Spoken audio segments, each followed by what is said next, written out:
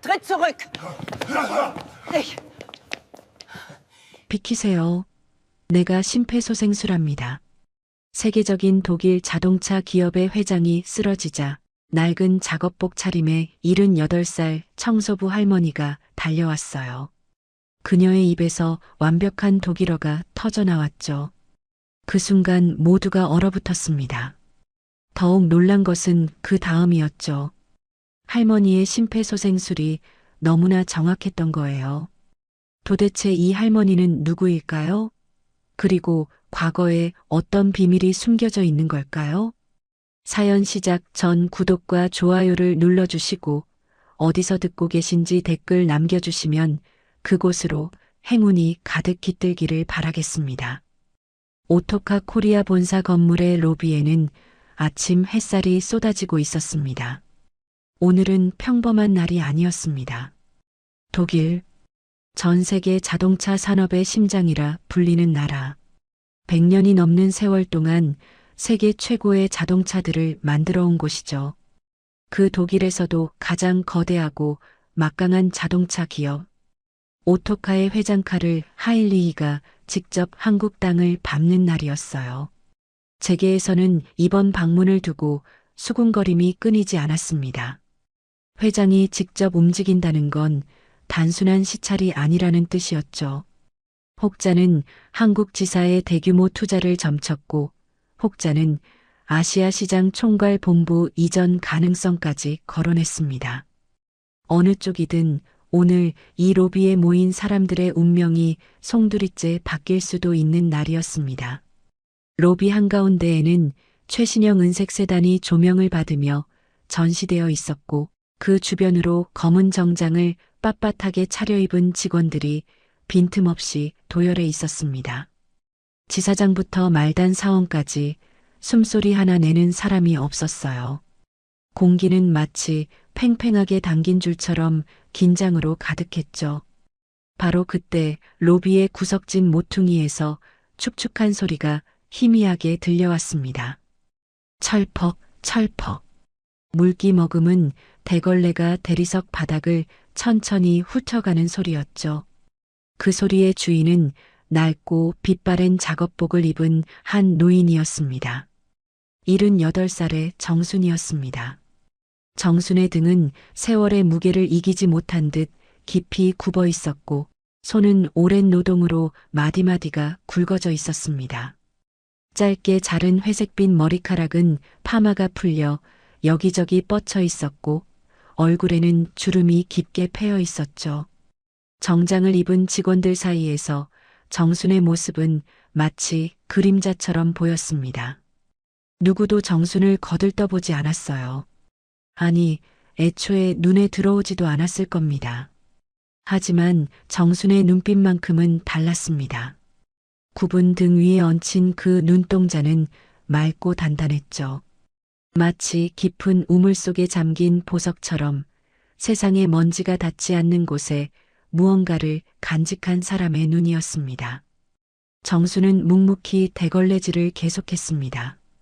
저 멀리 도열한 직원들의 긴장된 표정 따위는 안중에도 없다는 듯이요. 정순에게 오늘은 그저 또 하나의 평범한 아침이었으니까요.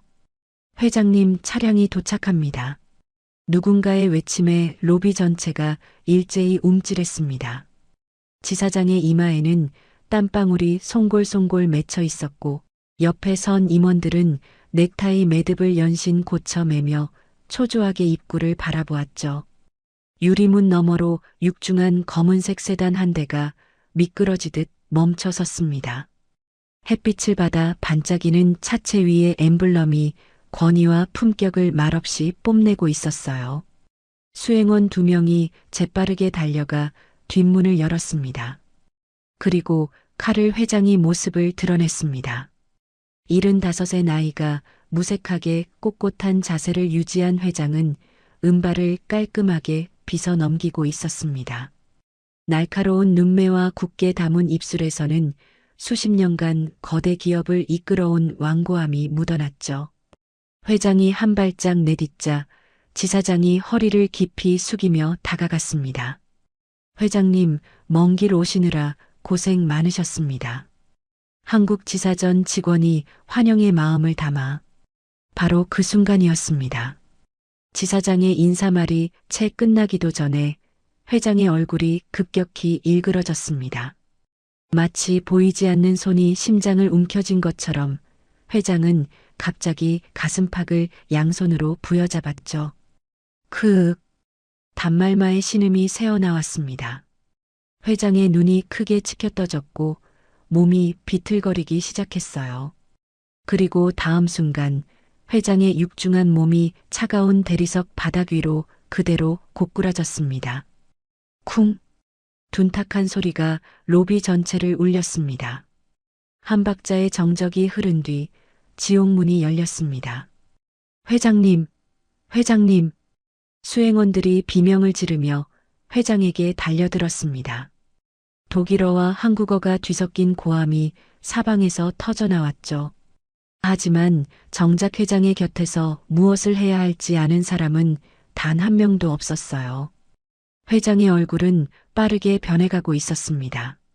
붉은기가 사라지더니 창백한 잿빛이 얼굴 전체를 덮어가기 시작했죠.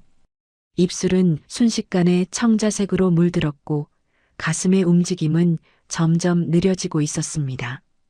죽음의 그림자가 화려한 로비 한가운데서 서서히 내려앉고 있었던 겁니다. 빨리 구급차. 지사장이 다급하게 소리쳤지만 그의 목소리는 바람 빠진 풍선처럼 힘이 없었습니다. 주변의 임원들도 마찬가지였습니다. 모두가 발만 동동 구르며 우왕좌왕할 뿐 아무도 앞으로 나서지 못했어요. 그때였습니다. 로비 저끝 구석진 모퉁이에서 묵묵히 바닥을 닦던 정순의 움직임이 멈췄습니다. 굽어있던 허리가 서서히 펴지기 시작했죠. 정순의 눈동자에 뭔가가 번쩍 스쳐 지나갔습니다. 그것은 마치 깊이 잠들어 있던 야수가 눈을 뜨는 것 같았어요. 찰나의 순간 정순의 손에서 무거운 대걸레가 툭 떨어졌습니다. 그리고 정순이 달리기 시작했습니다. 굽어있던 등, 휘청거리던 걸음. 평소에 정순을 아는 사람이라면 믿지 못할 광경이었습니다. 78살 노인의 몸에서 어디서 그런 힘이 나오는 건지 정순의 발걸음은 놀라울 만큼 빠르고 민첩했거든요. 낡은 작업복 자락이 바람에 펄럭이며 정순은 화살처럼 회장을 향해 돌진했습니다. 사람들 사이를 비집고 들어가려는 정순 앞을 검은 정장의 보안 요원 2명이 막아섰습니다. 할머니, 뭐 하시는 겁니까? 비키세요.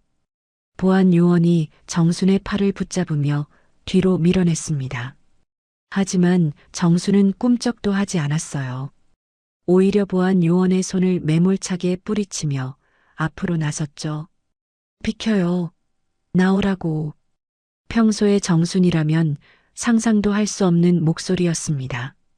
낮고 굵은 그러면서도 서리발처럼 차가운 호통. 정순의 눈빛이 달라져 있었습니다. 유순하고 온화하던 그 눈이 지금은 면도날처럼 날카롭게 번뜩이고 있었거든요. 그 눈빛에 보안 요원들도 순간 움찔하며 한 발짝 물러섰습니다. 정순이 쓰러진 회장 곁에 다다랐을 때 회장의 독일인 수행원들이 길을 막았습니다. 그들은 당황한 얼굴로 정순을 밀쳐내려 했죠. 누구예요? 물러나세요. 수행원 중 하나가 영어로 소리쳤습니다. 그 순간 정순의 입에서 그들 모두를 얼어붙게 만드는 말이 터져나왔습니다. 비키세요. 내가 심폐소생술하겠습니다. 완벽한 독일어였습니다. 로비 전체가 마치 마법에 걸린 듯 조용해졌습니다. 방금 저 말이 청소부 할머니의 입에서 나온 게 맞는 건지 모두가 귀를 의심했죠. 하지만 정순은 그들의 반응을 살필 겨를도 없었습니다. 이미 정순의 온 신경은 차가운 바닥에 쓰러진 회장에게 집중되어 있었으니까요. 정순은 회장의 옆에 무릎을 꿇으며 그의 넥타이에 손을 가져갔습니다. 멈칫거림도 망설임도 없었어요. 정순의 투박하고 마디 굵은 손이 비싼 실크 넥타이를 과감하게 잡아 풀었습니다. 단추를 열어 젖히고 회장의 가슴을 드러내는 동작까지 단 3초도 걸리지 않았죠. 그리고 정순이 허리를 꼿꼿이 폈습니다. 굽어있던 등이 펴지자 정순의 모습이 완전히 달라 보였습니다. 마치 다른 사람이 그 자리에 앉아 있는 것 같았어요. 정순이 깍지를 낀 두 손을 회장의 가슴 중앙에 올려놓았습니다. 손바닥 밑으로 전해지는 회장의 체온은 이미 싸늘하게 식어가고 있었죠. 정순의 눈이 가늘게 떨렸습니다. 이 감각을 정순은 알고 있었습니다. 삶과 죽음의 경계에 놓인 생명의 마지막 온기. 제발. 정순의 입술이 가만히 움직였습니다. 하지만 그것은 기도가 아니었습니다. 반세기 동안 잠들어 있던 본능이 깨어나는 소리였죠. 정순의 손에 힘이 들어갔습니다. 그리고 첫 번째 압박이 회장의 가슴 위로 내려 눌러졌습니다. 로비에 모인 수십 명의 시선이 일제히 정순에게로 쏠렸습니다. 지사장, 임원들, 수행원들, 그리고 보안 요원들까지 모두가 숨을 멈추고 낡은 작업복 차림의 노인을 바라보았습니다. 청소부 할머니가 독일 재벌 회장의 가슴 위에 두 손을 얹고 있었습니다. 말도 안 되는 광경이었죠. 하지만 정순의 그 단호한 눈빛과 흔들림 없는 손놀림 앞에서 아무도 감히 그녀를 막아서지 못했습니다. 정순의 머릿속에서 모든 소음이 사라졌습니다. 웅성거리는 사람들의 목소리도, 저 멀리서 들려오는 전화벨 소리도, 누군가 뛰어다니는 발소리도, 모든 것이 물속에 잠긴 듯 멀어졌죠. 정순의 세계에는 오직 손바닥 아래 느껴지는 회장의 흉골과 그 아래서 멈춰버린 심장만이 존재했습니다. 하나, 둘, 셋. 정순의 입술이 소리 없이 움직이기 시작했습니다. 숫자를 세는 것이 아니었습니다. 몸이 기억하는 리듬을 따라가는 것이었죠. 78살 노인의 몸 어디에서 그런 힘이 나오는 건지 정순의 양팔에는 핏줄이 불끈 솟아올랐습니다. 쿵, 쿵, 쿵. 회장의 흉골이 5cm 깊이로 정확하게 눌렸다가 올라오는 소리가 로비에 규칙적으로 울려 퍼졌습니다. 1초에 2번, 분당 120회의 속도. 이것은 머리로 계산해서 나오는 동작이 아니었어요. 교과서를 달달 외워서 할 수 있는 일이 아니었죠. 이것은 오직 수천 번, 수만 번의 반복을 통해서만 몸에 새겨지는 생존의 리듬이었습니다. 정순의 이마에 굵은 땀방울이 맺히기 시작했습니다. 짧게 자른 회색빛 머리카락이 땀에 젖어 이마에 달라붙었죠. 굽어있던 등은 꼿꼿이 편 채로 땀에 흠뻑 젖어갔지만 정순의 손끝은 단 1mm의 흔들림도 없었습니다. 압박이 계속될수록 정순의 손등에 이상한 진동이 전해져 왔습니다. 회장의 갈비뼈가 압박에 못 이겨 미세하게 삐걱거리는 소리였죠. 뼈와 뼈 사이의 연골이 비명을 지르듯 찌그덕거렸습니다. 일반인이라면 그 소리에 기겁하며 손을 떼었을 겁니다. 혹시 뼈가 부러지는 게 아닐까, 내가 오히려 이 사람을 해치는 게 아닐까 하는 공포에 멈췄을 거예요. 하지만 정수는 멈추지 않았습니다. 아니, 멈출 수가 없었습니다. 정수는 알고 있었습니다. 심폐소생술을 제대로 하면 갈비뼈가 부러지는 경우도 있다는 것을. 하지만 부러진 갈비뼈는 다시 붙지만 한 번 떠난 영혼은 다시 돌아오지 않는다는 것을. 지금 이 순간 손을 놓으면 이 사람은 영영 눈을 뜨지 못한다는 것을. 그때 정순의 귀에 날카로운 목소리가 파고들었습니다. 야, 저 노인네 뭐 하는 거야? 사람 잡겠네. 돌아보니 지사의 젊은 직원 하나가 인상을 찌푸리며 소리치고 있었습니다. 그 옆에 있던 또 다른 직원이 맞장구를 쳤죠. 아니, 청소하는 할머니가 왜 저래? 누가 좀 말려봐. 비난의 목소리가 사방에서 쏟아졌습니다.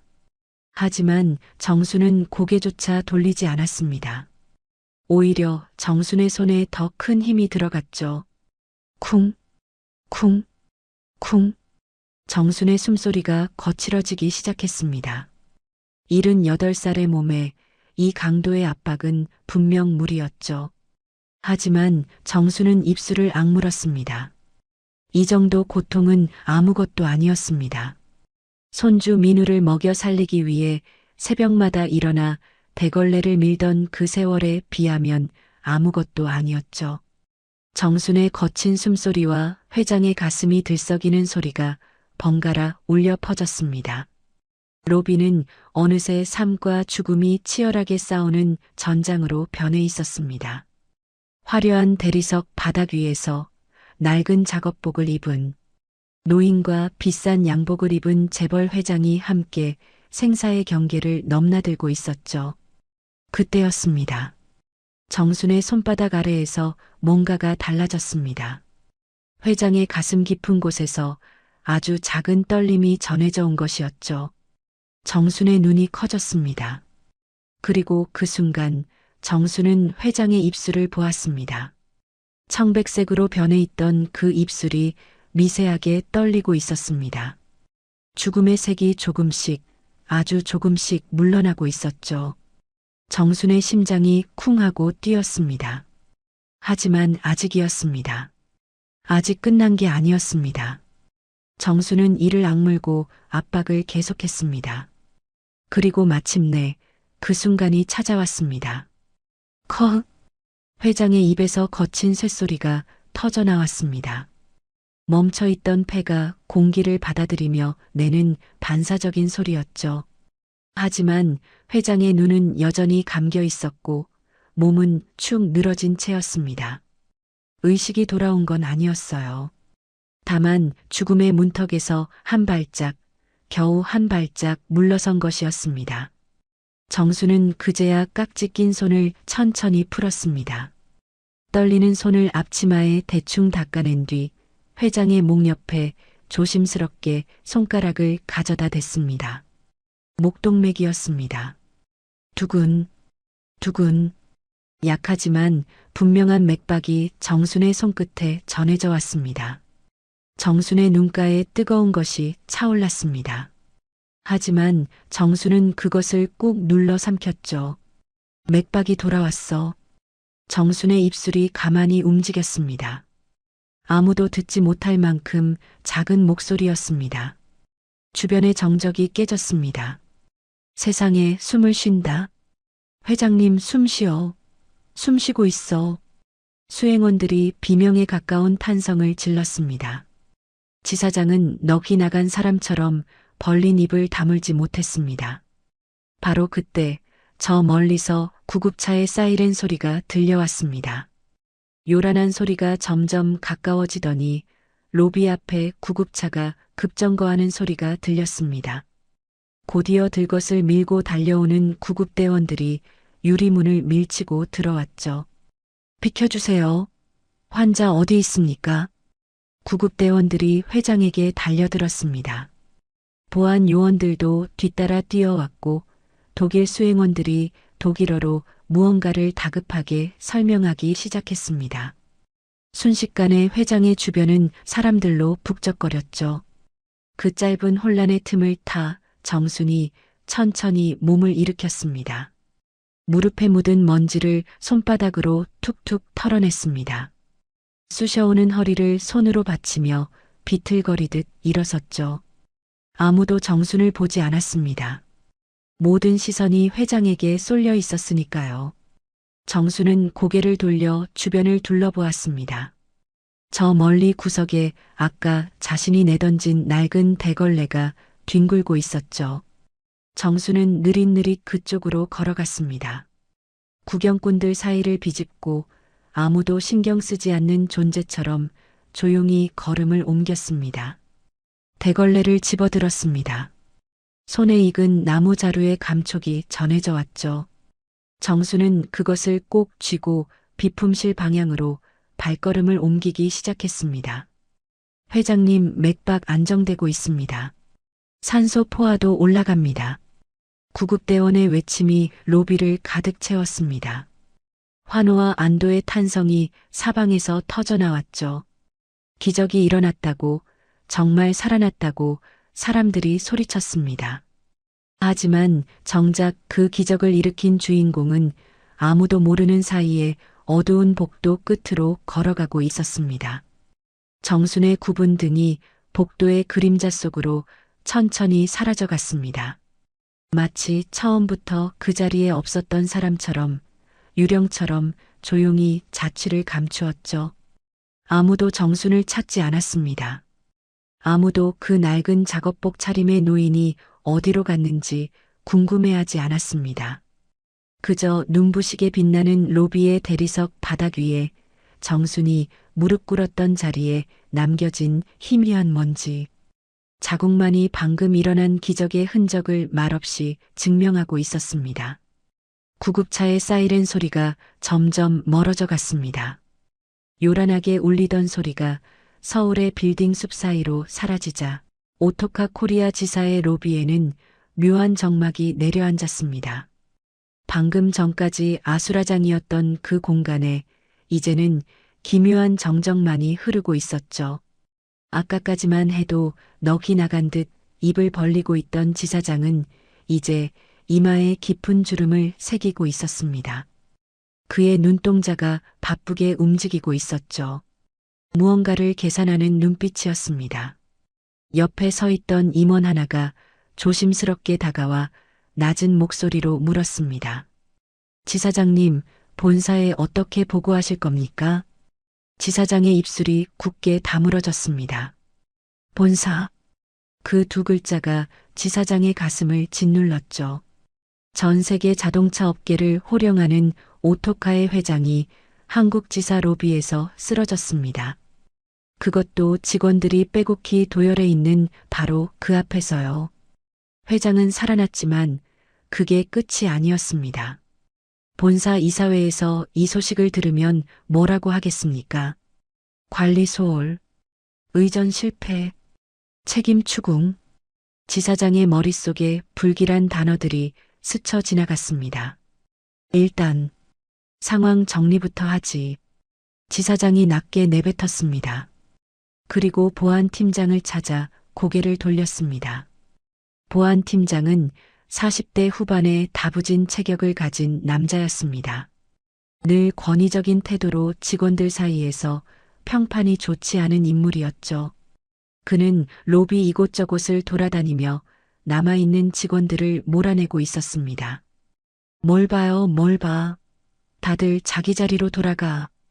보안팀장이 퉁명스럽게 소리쳤습니다.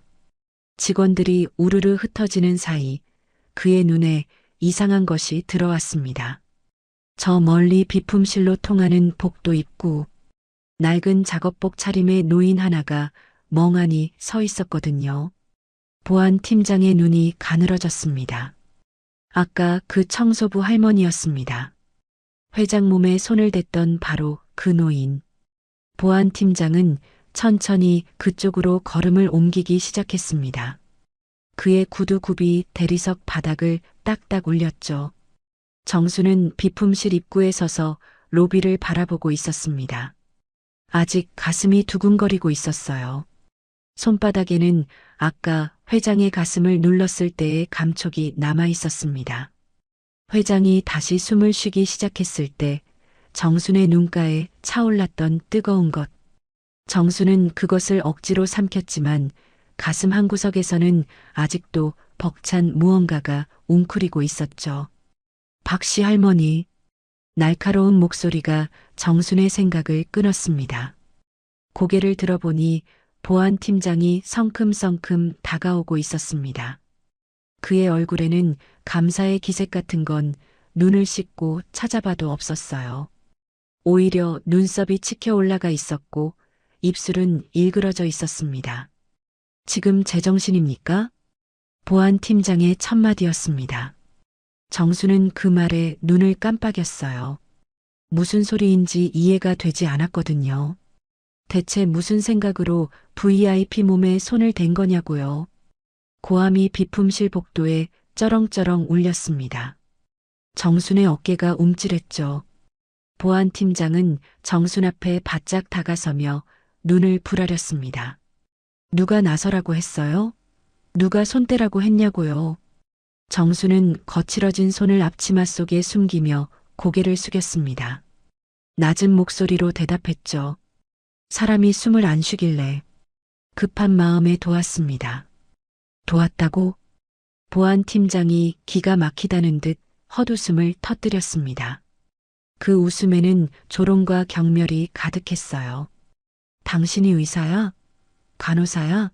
아니면 뭐 응급구조사라도 돼? 정수는 입술을 꾹 다물었습니다. 대답할 수 없었어요. 아니, 대답해봤자 소용없다는 걸 알았습니다. 보안팀장은 정순의 침묵을 비웃듯 콧방귀를 뀌었죠. 일개 청소부가 주제넘게 나서서 갈비뼈라도 부러뜨렸으면 이 회사 누가 책임질 거야. 보안팀장의 목소리가 한 옥타브 더 올라갔습니다. 당신이 책임질 거야? 응? 정순의 굽은 등이 더 움츠러들었습니다. 아무 말도 하지 않았어요. 아니, 할 수가 없었습니다. 보안팀장의 말이 틀린 게 아니었으니까요. 지금의 정수는 그저 용역업체에서 파견 나온 청소부일 뿐이었습니다. 저 멀리서 지사장이 이쪽을 바라보고 있었습니다. 하지만 그는 다가오지 않았어요. 오히려 못 본 척 고개를 돌렸죠. 지사장의 머릿속에서는 이미 계산이 끝나 있었습니다. 보안 실패의 책임을 누군가에게 돌려야 했고 저 청소부 할머니의 돌발 행동은 아주 좋은 핑곗거리가 될 수 있었으니까요. 보안팀장은 지사장의 묵인을 등에 업고 더욱 거세게 몰아붙였습니다. 정수는 여전히 고개를 숙인 채였습니다. 아무 대꾸도 하지 않았죠. 그 모습이 보안팀장의 심기를 더욱 건드렸습니다. 말을 해요, 말을. 보안팀장이 정순의 앞으로 한 발짝 더 다가섰습니다. 그리고 비품실 옆에 세워둔 정순의 낡은 사물함을 힐끗 봤죠. 사물함 문 사이로 낡은 가방 끈이 삐져나와 있었습니다. 보안팀장은 그 가방을 발끝으로 툭 찼어요. 청소 용역 업체에는 연락할 테니까 오늘부로 나오지 마세요. 정순의 고개가 번쩍 들렸습니다. 눈이 커졌죠. 우리 회사는 주제넘게 설치는 사람은 필요 없어요. 보안팀장의 목소리는 차갑기 그지없었습니다. 사고 친 거 조용히 넘어가는 걸 감사하게 생각하고 당장 짐 싸요. 해고였습니다. 정수는 한동안 말을 잇지 못했습니다. 입술이 파르르 떨렸죠. 하지만 정수는 아무 말도 하지 않았습니다. 변명도 항의도 하지 않았어요. 그저 굽은 등을 더 깊이 숙이며 고개를 끄덕였을 뿐입니다. 보안팀장은 코웃음을 치며 돌아섰습니다. 딱딱거리는 구두 소리가 멀어져 갔죠. 정수는 한참 동안 그 자리에 서 있었습니다. 텅 빈 복도에 정순 혼자만 남겨졌어요. 천천히 사물함 앞으로 다가갔습니다. 녹슨 문을 열자 낡은 물건들이 눈에 들어왔죠. 손때 묻은 앞치마, 다 다른 고무장갑, 그리고 모서리가 해진 낡은 가방. 정수는 하나하나 천천히 꺼내 가방에 담기 시작했습니다. 사물함이 텅 비었습니다. 정수는 마지막으로 안쪽 구석을 손으로 훑어보았어요.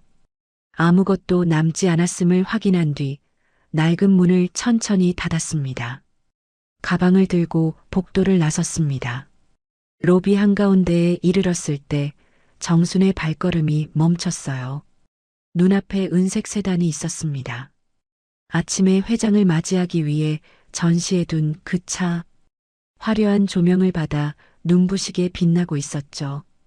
차체 위의 엠블럼이 천장의 불빛을 반사하며 반짝거렸습니다. 정순은 멍하니 그 차를 바라보았습니다. 정순의 투박한 손이 천천히 올라갔습니다. 마디가 굵고 거칠어진 손. 그 손이 차체 위에 아주 조심스럽게 닿았어요. 마치 오랜 친구를 쓰다듬듯 정수는 매끄러운 금속 표면을 천천히 훑어내렸습니다. 고생 많았지. 정순의 입에서 나직한 말이 흘러나왔습니다. 너도 나도. 그 순간 정순의 눈가에 뜨거운 것이 맺혔습니다. 하지만 눈물을 흘리지 않았습니다. 눈을 질끈 감고 고개를 돌렸죠. 이슬이 맺힌 눈가를 손등으로 대충 훔치고는 다시 발걸음을 옮기기 시작했습니다. 정문이 다가왔습니다. 유리문을 밀고 밖으로 나서는 순간 차가운 바람이 정순의 얼굴을 때렸습니다. 아침까지만 해도 맑았던 하늘이 어느새 잿빛으로 변해 있었어요. 그리고 그 하늘에서 하얀 것들이 떨어지기 시작했습니다. 진눈깨비였습니다. 눈도 비도 아닌 것이 정순의 어깨 위로 후두둑 떨어졌습니다. 순식간에 작업복이 젖어들었죠. 하지만 정순은 아랑곳하지 않았습니다. 그저 묵묵히 걸음을 옮겼어요.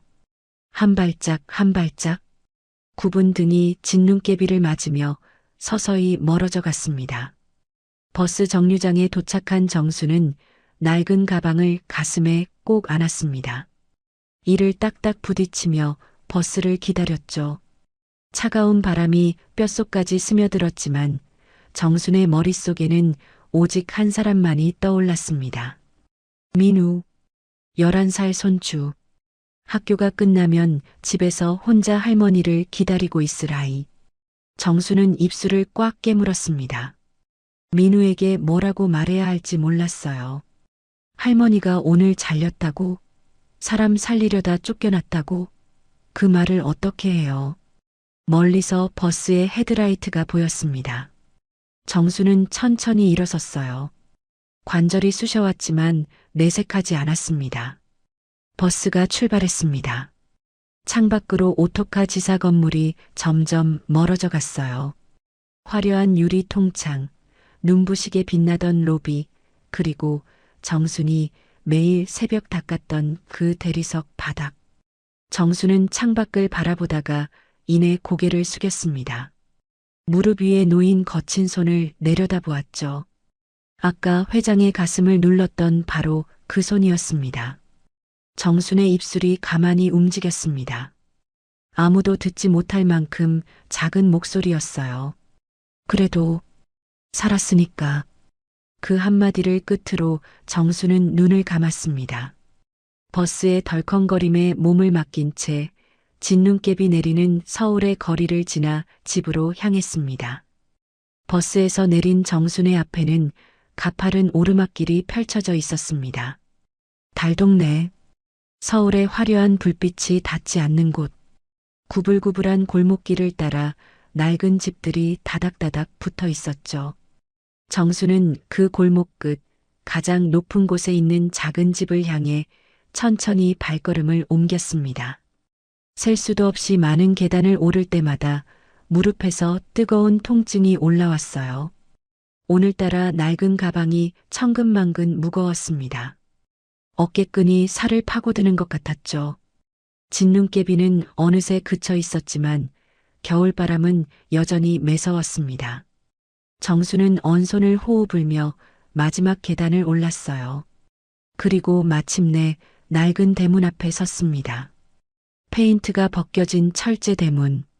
손잡이를 잡자 녹슨 쇳소리가 삐걱거렸죠. 정순이 문을 밀어 열려는 순간 안쪽에서 작은 인기척이 들렸습니다. 할머니야? 낮게 깔린 아이의 목소리였습니다. 정순의 가슴이 뜨끔했어요. 얼굴에 아직 슬픔이 남아있을지도 모른다는 생각이 스쳤죠. 정수는 서둘러 표정을 고쳤습니다. 처진 입꼬리를 억지로 끌어올리고 눈가의 피로를 감추려 눈을 몇 번 깜빡였어요. 그리고 문을 열었습니다. 그래, 할머니 왔어. 방 안에서 11살 민우가 벌떡 일어났습니다. 숙제를 하다 말고 엎드려 있던 아이가 할머니를 보자마자 달려왔죠. 작은 몸이 정순의 품에 쏙 안겼습니다. 할머니, 오늘 늦었네. 배고팠어. 민우의 볼이 정순의 가슴에 부비적거렸습니다. 정순은 그 작은 등을 토닥이며 아이를 꼭 껴안았어요. 민우, 정순에게 남은 유일한 혈육이었습니다. 5년 전 아들 내외가 교통사고로 세상을 떠났을 때 정순의 세계는 무너져 내렸어요. 하루아침에 아들과 며느리를 동시에 잃은 충격. 70이 넘은 나이에 장례를 치르며 정순은 몇 번이고 쓰러질 뻔했죠. 하지만 정순을 일으켜 세운 건 바로 이 아이였습니다. 부모를 잃고 덩그러니 남겨진 6살 민우. 그 아이의 손을 잡는 순간 정순은 다시 살아야 할 이유를 찾았어요. 할머니, 오늘도 회사에서 일이 많았어? 민우가 고개를 들어 정순의 얼굴을 올려다보았습니다. 그리고 정순의 손을 덥석 잡았죠. 손이 왜 이렇게 차가워? 민우의 작은 손이 정순의 거칠고 투박한 손을 감쌌습니다. 아이의 체온이 정순의 손바닥으로 전해져 왔어요. 그 따스함에 정순의 눈시울이 찡해졌습니다. 하지만 정순은 웃음을 지었죠. 그럼 할머니가 반짝반짝하게 다 닦아주고 왔지. 정순이 민우의 머리를 쓰다듬으며 말했습니다. 민우 배고프지? 할머니가 맛있는 거 해줄게. 정순은 낡은 가방을 방 한구석에 내려놓고 좁은 부엌으로 향했습니다. 부엌이라고 해봤자 싱크대 하나와 가스레인지 하나가 전부인 공간이었죠. 정순은 냉장고를 열었습니다. 안에는 계란 몇 알과 시든 파 한 단, 그리고 김치통 하나가 덩그러니 놓여 있었어요. 오늘 저녁의 전부였습니다. 정순은 한숨을 삼키며 냄비를 꺼냈습니다. 물을 받아 불 위에 올리고 계란을 톡톡 깨뜨려 넣었죠. 파를 송송 썰어 넣고 간장을 조금 둘렀습니다. 계란국. 민우가 좋아하는 반찬은 아니었지만 오늘은 이게 최선이었어요. 할머니, 나 도와줄까? 민우가 부엌 문 앞에 서서 물었습니다. 정수는 고개를 저었어요. 아니야, 민우는 숙제마저 해. 할머니가 금방 차려줄게. 민우가 아쉬운 듯 돌아섰습니다. 정수는 아이의 뒷모습을 바라보다가 앞치마 주머니 속을 만지작거렸어요. 손끝에 딱딱한 것이 닿았습니다. 낡은 폴더폰이었죠. 정수는 조심스럽게 폰을 꺼내 화면을 열었습니다. 문자 메시지가 와 있었어요. 용역업체에서 보낸 것이었습니다. 박정수님, 금일부로 계약이 해지되었음을 알려드립니다. 해고 통지였습니다. 정순의 손이 미세하게 떨렸습니다. 폰을 든 손에 힘이 들어갔죠. 화면의 글자가 흐릿하게 번졌습니다. 눈에 뭔가가 고인 탓이었어요. 하지만 정수는 고개를 세차게 저었습니다. 지금은 울 때가 아니었어요. 저 방에서 민우가 기다리고 있었으니까요. 정수는 폰을 다시 주머니에 집어넣었습니다. 그리고 국이 끓는 냄비 앞으로 돌아섰죠. 다음 달 학습지 비용, 겨울 보일러 등유값, 민우 간식비. 머릿속에서 숫자들이 빙글빙글 돌았습니다. 어떻게 해야 하지? 어디서 돈을 구하지?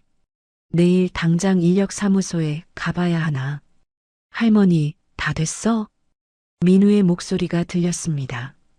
정수는 재빨리 표정을 고쳤어요. 응, 다 됐어. 이리 와. 작은 밥상이 차려졌습니다.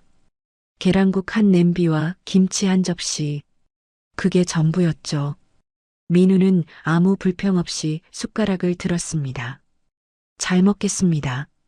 정수는 젓가락으로 김치를 집어 민우의 숟가락 위에 올려주었어요. 많이 먹어. 할머니가 또 해줄게. 거짓말이었습니다. 냉장고에는 이미 아무것도 남지 않았으니까요. 하지만 정수는 웃었습니다. 민우가 눈치채지 못하도록. 저녁을 먹고 민우가 잠자리에 들었습니다. 작은 이불 속에서 아이의 숨소리가 고르게 들려왔죠. 정수는 민우의 얼굴을 한참 동안 내려다보았습니다. 평화로운 잠든 얼굴. 아직 세상의 험한 것을 모르는 순수한 얼굴. 정수는 조용히 일어나 장롱 앞으로 갔습니다. 서랍을 열고 낡은 가계부를 꺼냈죠. 가계부를 펼치자 빼곡한 숫자들이 눈에 들어왔습니다. 수입과 지출, 빨간 글씨가 유난히 많았어요. 이번 달도 적자였습니다. 아니, 지난 몇 달 동안 계속 적자였죠. 78. 은퇴하고 남들처럼 편안하게 노후를 보냈어야 할 나이였습니다. 친구들은 손주들 용돈이나 주며 유유자적 살고 있었죠. 하지만 정순에게 그런 여유는 없었어요. 부모 없는 손주를 남부럽지 않게 키우고 싶은 마음. 그 마음이 정순을 다시 일터로 내몰았습니다. 남들에게 고개 숙이고 바닥을 닦는 일. 힘들지 않느냐고 묻는 사람도 있었어요. 창피하지 않느냐고 물어보는 사람도 있었죠. 하지만 정수는 신경 쓰지 않았습니다. 민우의 새 신발 하나, 따뜻한 점퍼 하나를 살 수 있다면 그것으로 충분했으니까요. 정수는 가계부를 덮고 한숨을 내쉬었습니다. 쑤셔오는 무릎을 손으로 두드렸죠. 허리도 욱신거렸어요. 내일은 새벽같이 일어나서 인력사무소를 찾아가야 했습니다. 어디든 일자리가 있을 거예요. 아니, 있어야만 했습니다. 잠자리에 들기 전 정순의 시선이 장롱 깊숙한 곳으로 향했습니다. 그곳에 낡은 보따리 하나가 있었어요. 정수는 천천히 그것을 꺼냈습니다. 보따리를 풀자 낡은 수첩 하나가 나왔습니다. 세월의 때가 묻어 누렇게 변색된 수첩. 모서리는 달아해지고 표지는 갈라져 있었죠. 정수는 수첩을 펼쳐보지 않았습니다. 그저 손바닥으로 가만히 표면을 쓸어내렸어요. 마치 오랜 친구를 어루만지듯. 그 양반, 무사해야 할 텐데.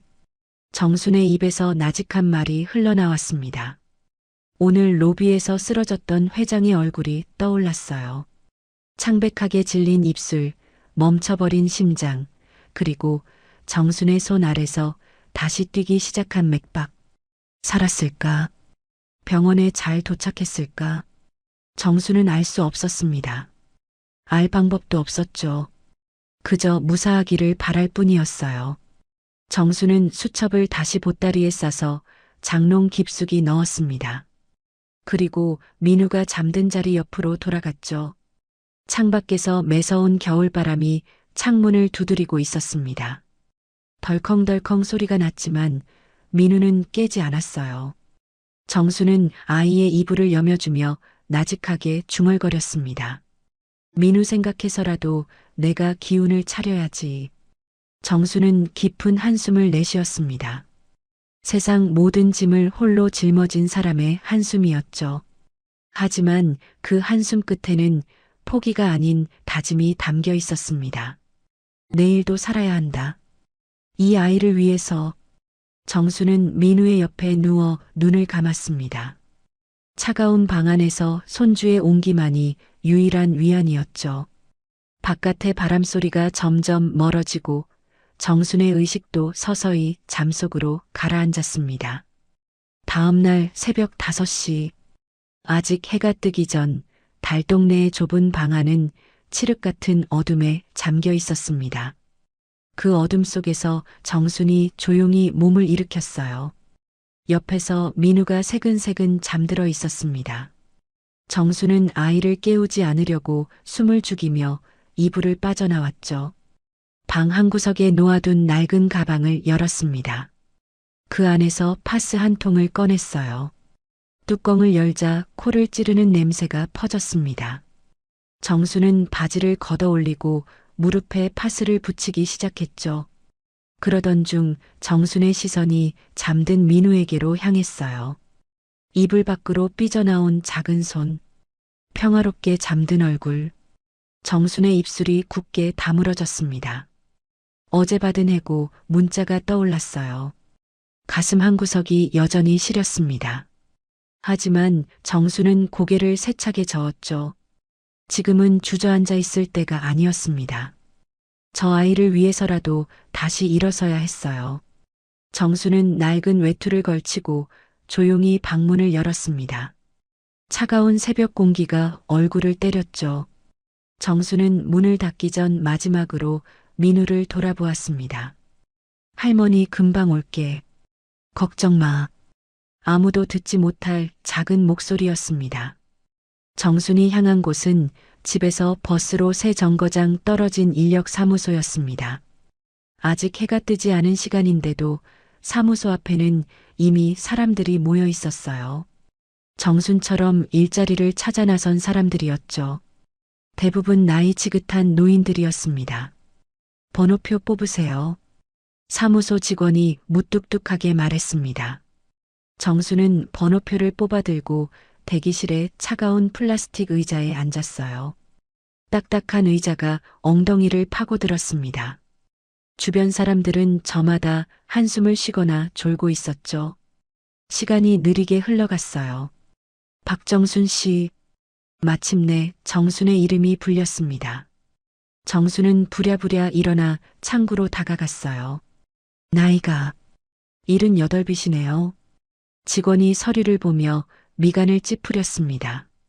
정수는 가슴이 철렁했어요. 이 나이 때문에 거절당한 적이 한두 번이 아니었거든요. 몸은 건강합니다. 일은 뭐든지 할 수 있어요. 정순이 간절한 목소리로 말했습니다. 직원은 한참 동안 컴퓨터 화면을 들여다보더니 고개를 끄덕였어요. 재래시장 청소 자리가 하나 있긴 한데 일이 좀 힘들어요. 화장실 청소도 해야 하고. 하겠습니다. 정수는 망설임 없이 대답했습니다. 직원이 종이 한 장을 내밀었어요. 여기 주소예요. 오늘 당장 출근 가능하시면 가세요. 정수는 종이를 받아들었습니다.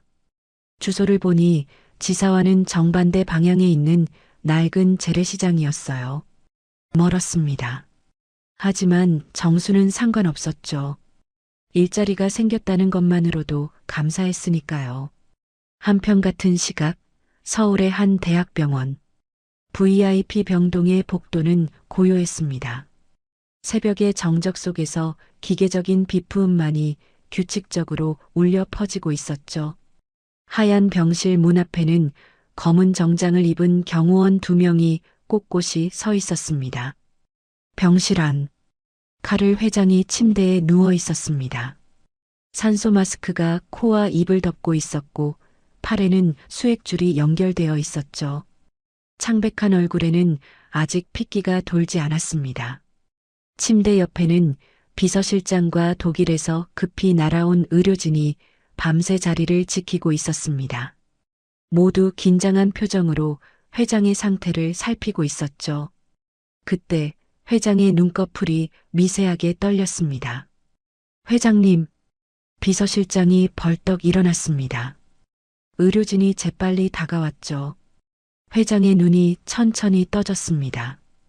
흐릿한 시야가 서서히 선명해지며 하얀 천장이 눈에 들어왔어요.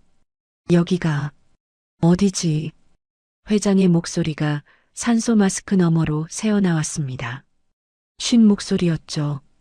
병원입니다, 회장님. 서울대학병원 VIP 병동입니다.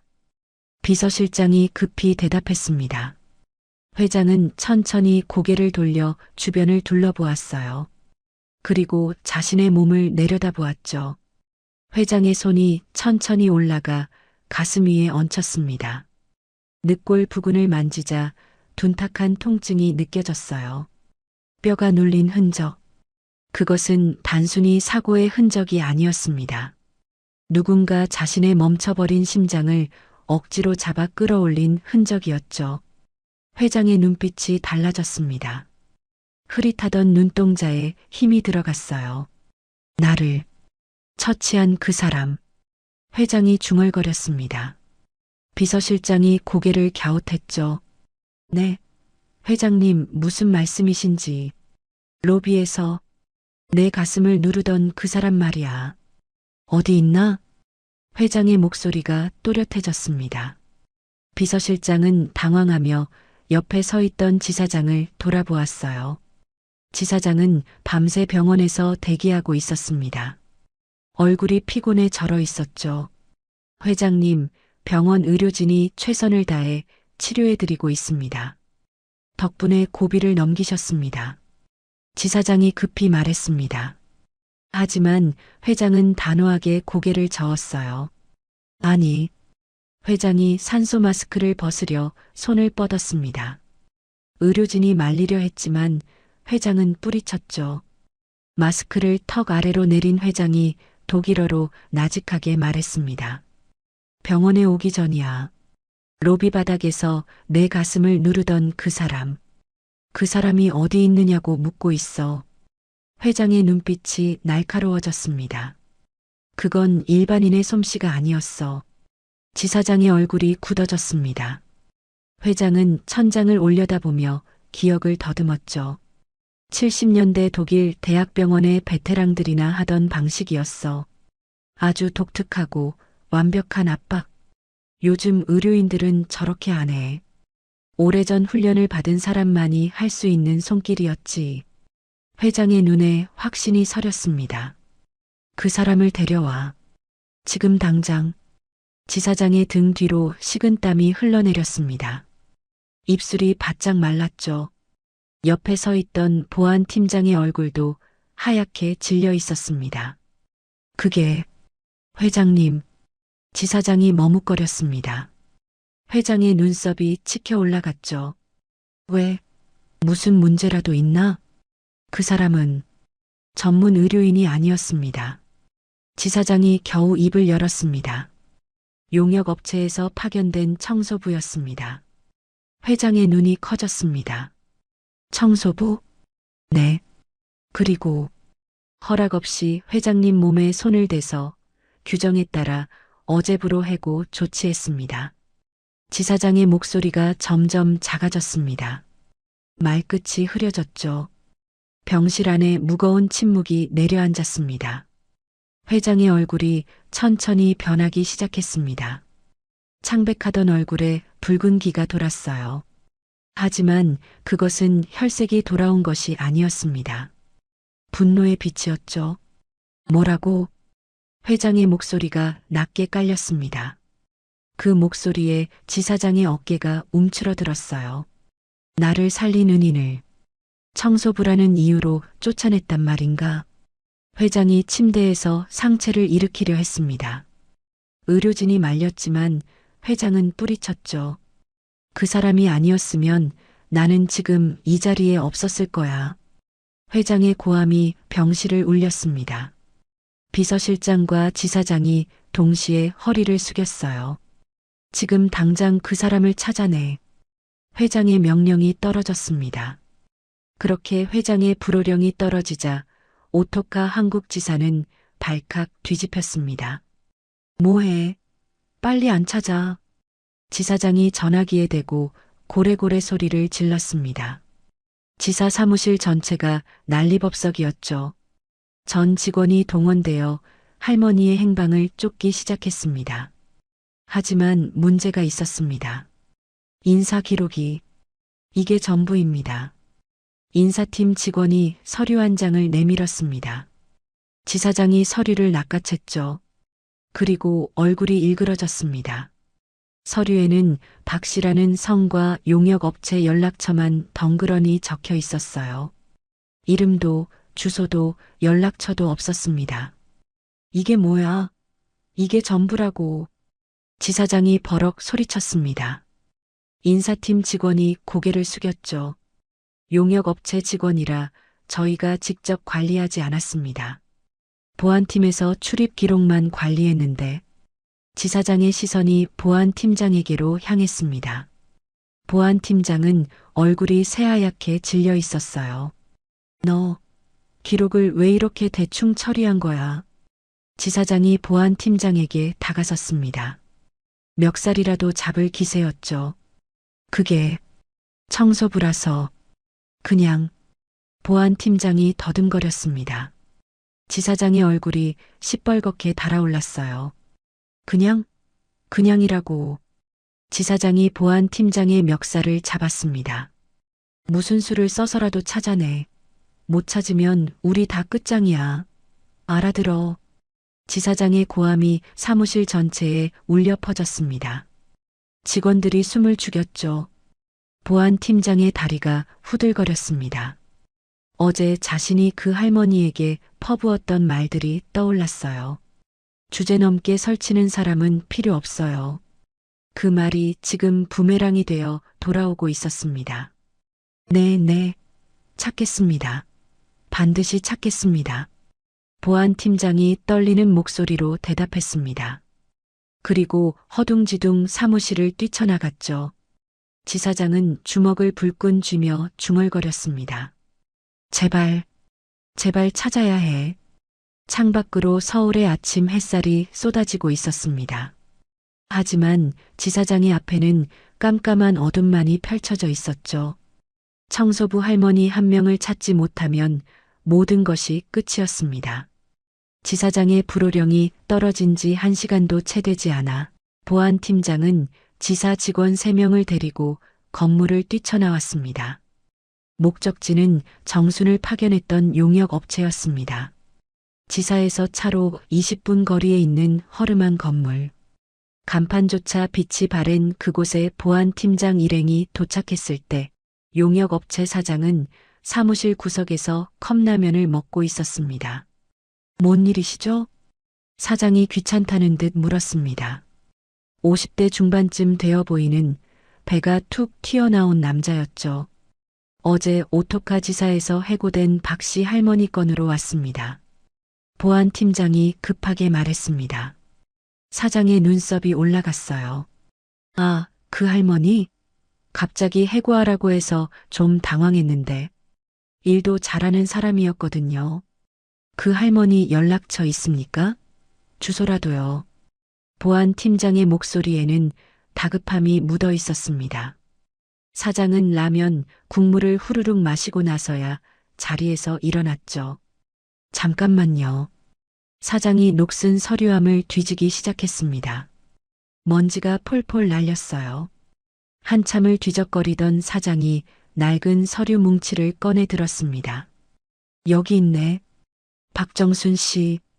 보안팀장이 서류를 낚아챘습니다. 그리고 얼굴이 일그러졌죠. 서류에는 이름과 나이 그리고 비상 연락처 한 줄이 전부였습니다. 주소라는 비어 있었고 이전 경력란에는 아무것도 적혀 있지 않았어요. 이게 전부입니까? 보안팀장이 언성을 높였습니다. 사장은 어깨를 으쓱했죠. 우리도 그게 다예요. 그 할머니가 하도 말을 안 해서. 가족관계는요?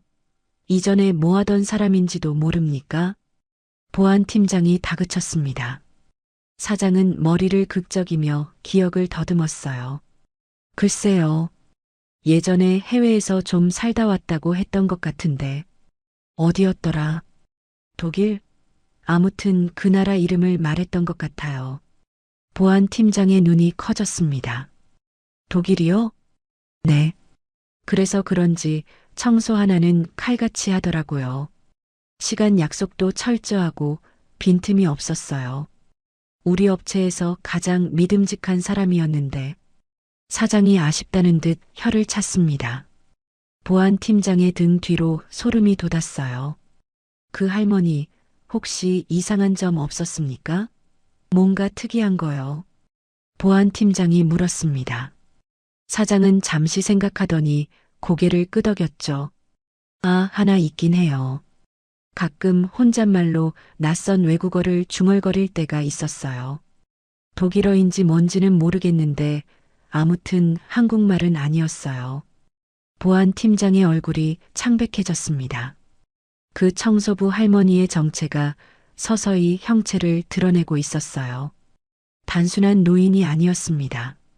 뭔가 숨겨진 과거가 있는 사람이었죠. 그래서 그 할머니 지금 어디 있습니까? 연락이라도 되나요? 보안팀장이 다급하게 물었습니다. 사장이 어깨를 으쓱했어요. 그걸 제가 어떻게 알아요? 어제부로 해고됐는데 집 주소도 없고 전화번호도 안 받더라고요. 그럼 어떻게 찾으란 말입니까? 보안팀장이 언성을 높였습니다. 사장은 귀찮다는 듯 손을 내저었죠. 글쎄요, 일자리 찾으러 인력사무소에 갔으려나? 그 나이에 다른 데 갈 곳도 없을 테니까. 인력사무소. 보안 팀장의 눈이 번뜩였습니다. 그게 유일한 단서였어요. 이 근처 인력사무소가 어디 있습니까? 보안 팀장이 다급하게 물었습니다. 사장이 대충 방향을 가리켰죠. 보안 팀장은 종이를 낚아채며 직원들에게 고함쳤습니다. 뭐해? 빨리 차 타. 일행이 허둥지둥 사무실을 뛰쳐나갔습니다. 보안 팀장 일행은 인근 인력사무소를 샅샅이 뒤지기 시작했습니다. 첫 번째 사무소에서는 허탕을 쳤어요. 두 번째 사무소에서도 마찬가지였죠. 세 번째 사무소에 도착했을 때는 이미 점심때가 훌쩍 지나 있었습니다. 박정순이요? 아, 오늘 아침에 왔었는데. 사무소 직원의 말에 보안 팀장의 눈이 커졌습니다. 어디로 배정했습니까? 재래시장이요. 여기서 버스로 30분 정도 거리에 있는. 보안 팀장은 주소를 받아들고 허둥지둥 뛰쳐나갔습니다. 보안 팀장 일행이 재래시장에 도착한 건 오후 늦은 시각이었습니다. 시장은 사람들로 북적거리고 있었어요.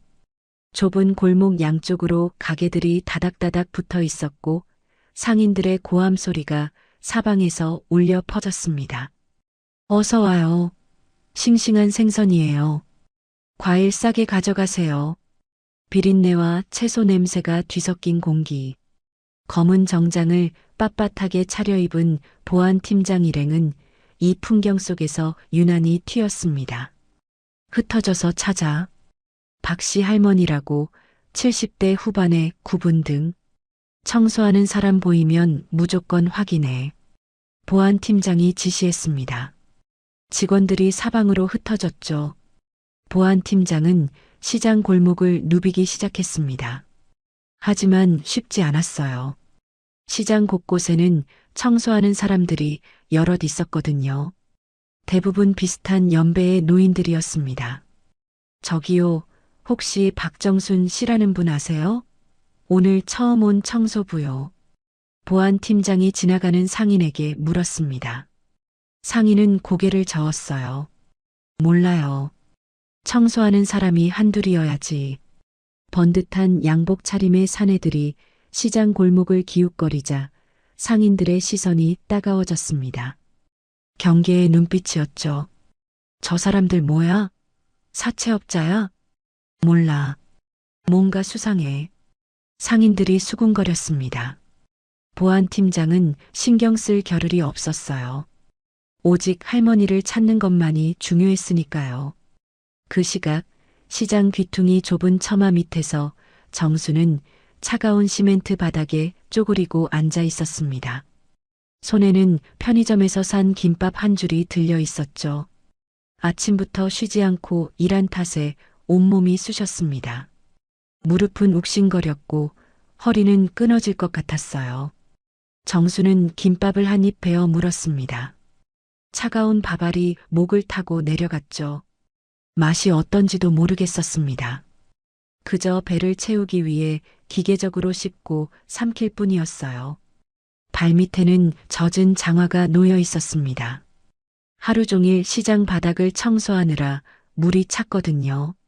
정수는 장화를 고쳐 신으며 길게 한숨을 내쉬었습니다. 휴, 피곤했습니다. 몸도 마음도. 문득 어제 일이 또다시 떠올랐어요. 로비에서 쓰러진 회장, 멈춰버린 심장, 그리고 다시 뛰기 시작한 맥박. 정순의 손바닥에는 아직도 그때의 감촉이 남아 있었어요. 그래도 그 양반, 목숨은 건졌으니 됐지. 정순이 나직하게 중얼거렸습니다. 그게 위안이었어요. 비록 자신은 쫓겨났지만 사람 하나는 살렸으니까요. 그것만으로도 충분했습니다. 정수는 빈 김밥 포장지를 구겨서 옆에 놓인 쓰레기 봉투에 넣었습니다. 그리고 무거운 몸을 일으켰죠. 아직 청소할 곳이 남아 있었거든요. 정순이 청소 도구함 쪽으로 걸음을 옮기려는 순간이었습니다. 저기다. 저 멀리 시장 입구에서 날카로운 목소리가 들려왔습니다. 정수는 무심코 고개를 돌렸어요. 저기 박씨 할머니 아냐? 보안 팀장이었습니다. 시장 입구에서 손가락으로 이쪽을 가리키며 소리치고 있었죠. 정순의 눈이 커졌습니다. 어제 자신을 해고했던 바로 그 사람이었어요. 왜 여기에? 정수는 본능적으로 몸을 돌렸습니다. 그리고 시장 안쪽으로 발걸음을 옮겼죠. 빨리 걸어야 했어요. 왜인지는 몰랐지만 저 사람을 피해야 한다는 생각이 들었거든요. 하지만 바로 그때 시장에 사람들이 밀려들기 시작했습니다. 퇴근 시간이었습니다. 장을 보러 나온 주부들, 퇴근하는 상인들, 저녁거리를 사러 온 직장인들. 순식간에 시장 골목이 사람들로 가득 찼죠. 인파가 물밀듯 밀려왔습니다. 잠깐요. 비켜요. 보안 팀장이 사람들을 해치며 달려왔습니다. 하지만 인파에 가로막혀 앞으로 나아가기가 쉽지 않았죠. 정수는 그 틈을 타 시장 안쪽으로 깊이 들어갔습니다. 굽은 등이 사람들 사이에 섞여들었어요. 회색 작업복 차림의 노인은 시장 풍경 속에 자연스럽게 녹아들었습니다. 어디 갔어?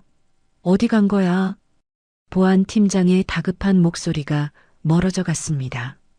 정수는 뒤를 돌아보지 않았어요. 그저 묵묵히 걸음을 옮길 뿐이었죠. 보안 팀장이 정순이 앉아있던 자리에 도착했을 때 그곳에는 아무도 없었습니다. 젠장. 보안 팀장이 발을 굴렀습니다. 바닥에는 정순이 버리고 간 낡은 김밥 포장지만 덩그러니 남아 있었죠. 바람에 포장지가 바스락거리며 굴러갔습니다. 팀장님 못 찾았습니다. 직원들이 하나둘 모여들었습니다. 모두 빈손이었죠. 보안 팀장은 허탈하게 시장 바닥에 주저앉았습니다. 다리에 힘이 풀렸거든요. 머릿속이 하얘졌습니다. 지사장에게 뭐라고 보고하지? 회장님에게는? 못 찾았다고 하면 어떻게 되는 거지? 보안 팀장의 얼굴이 창백해졌습니다. 어제 자신이 할머니에게 퍼부었던 말들이 다시 떠올랐어요. 주제넘게 설치는 사람은 필요 없어요. 사고 친 거 조용히 넘어가는 걸 감사하게 생각하고 당장 짐 싸요. 그때는 그렇게 당당했는데 지금은 그 할머니를 찾아 헤매는 신세가 되었습니다. 어떡하죠, 팀장님? 직원 하나가 물었습니다. 보안 팀장은 대답하지 못했어요. 해가 뉘엿뉘엿 저물어가고 있었습니다. 시장의 불빛이 하나둘 켜지기 시작했죠. 저 멀리 시장 뒷골목으로 빠져나간 버스가 언덕을 넘어 사라지고 있었습니다. 그 버스 안에 정순이 타고 있다는 것을 보안 팀장은 알지 못했어요. 버스에서 내린 정순은 무거운 발걸음을 옮겼습니다. 해가 뉘엿뉘엿 지고 있었어요. 서쪽 하늘이 붉게 물들었다가 점점 어둠에 잠식되어 가고 있었죠. 가로등이 하나둘 켜지기 시작했습니다. 정순의 어깨가 유난히 처져 있었습니다. 하루 종일 재래시장을 청소한 탓이었죠. 허리는 끊어질 것 같았고 무릎은 불이 난 것처럼 욱신거렸습니다. 그래도 손에는 검은 비닐봉지가 들려 있었습니다. 파 한 단과 두부 한 모. 민우가 좋아하는 두부조림을 해줄 생각이었습니다. 버스 정류장에서 달동네로 향하는 길. 가파른 오르막이 눈앞에 펼쳐졌습니다. 정수는 깊은 숨을 내쉬고 첫 번째 계단에 발을 올렸어요.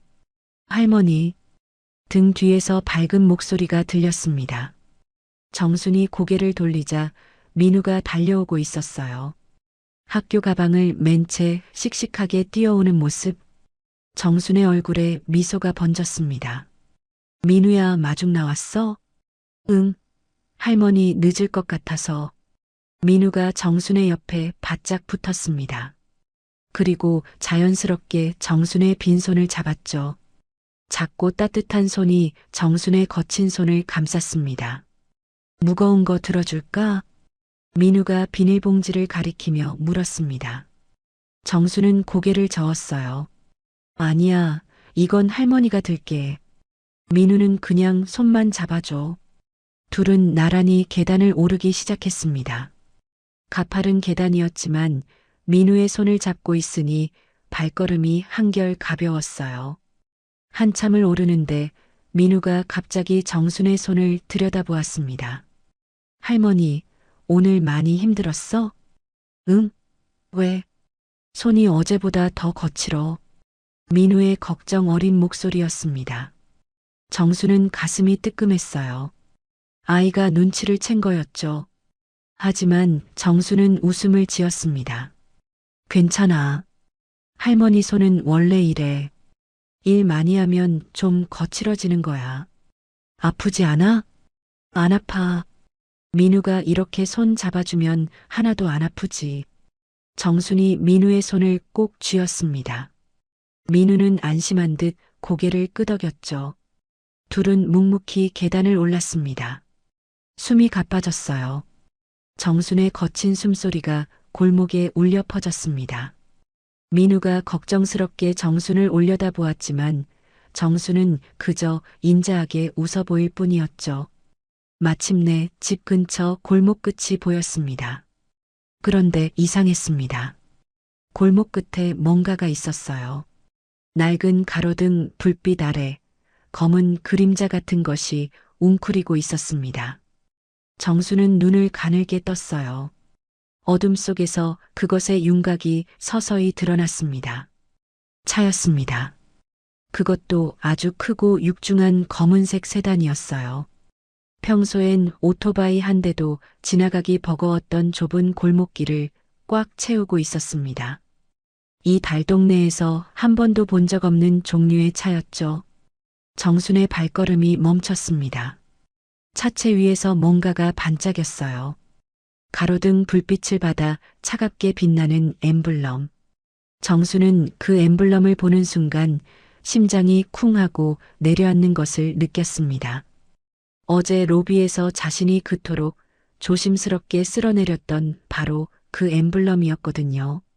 오토카, 왜 여기에? 정수는 본능적으로 민우를 자신의 등 뒤로 숨겼습니다.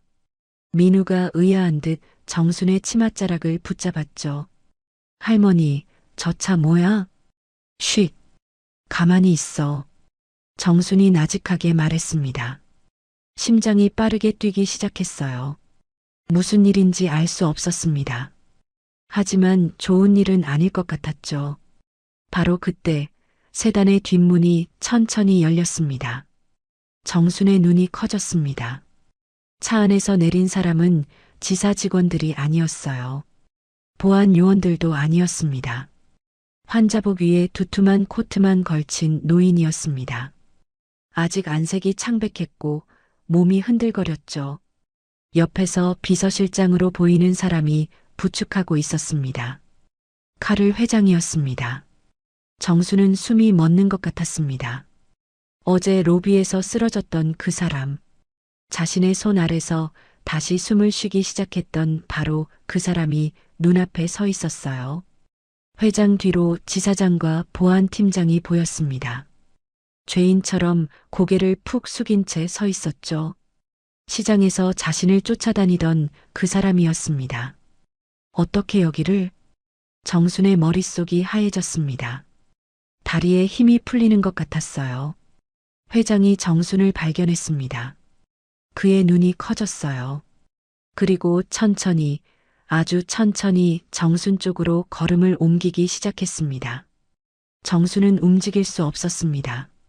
마치 뿌리가 박힌 것처럼 그 자리에 굳어 있었죠. 회장이 정순 앞에 섰습니다. 가로등 불빛 아래서 두 사람의 시선이 마주쳤어요. 그리고 회장이 허리를 숙였습니다. 깊이 정중하게.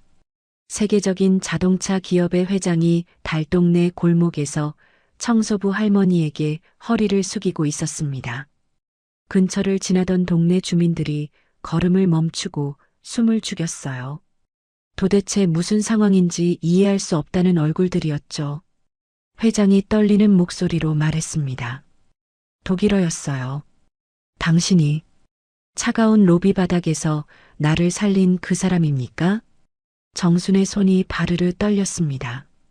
비닐봉지를 쥔 손에 힘이 들어갔죠. 파 한 단과 두부 한 모가 든 그 초라한 봉지가 갑자기 천근만근 무겁게 느껴졌습니다. 민우가 할머니의 치맛자락을 더 세게 붙잡았습니다. 낯선 사람이 낯선 말을 하고 있으니 무서웠던 거예요. 할머니, 저 아저씨 뭐라는 거야? 민우가 작은 목소리로 물었습니다. 정수는 대답하지 못했어요.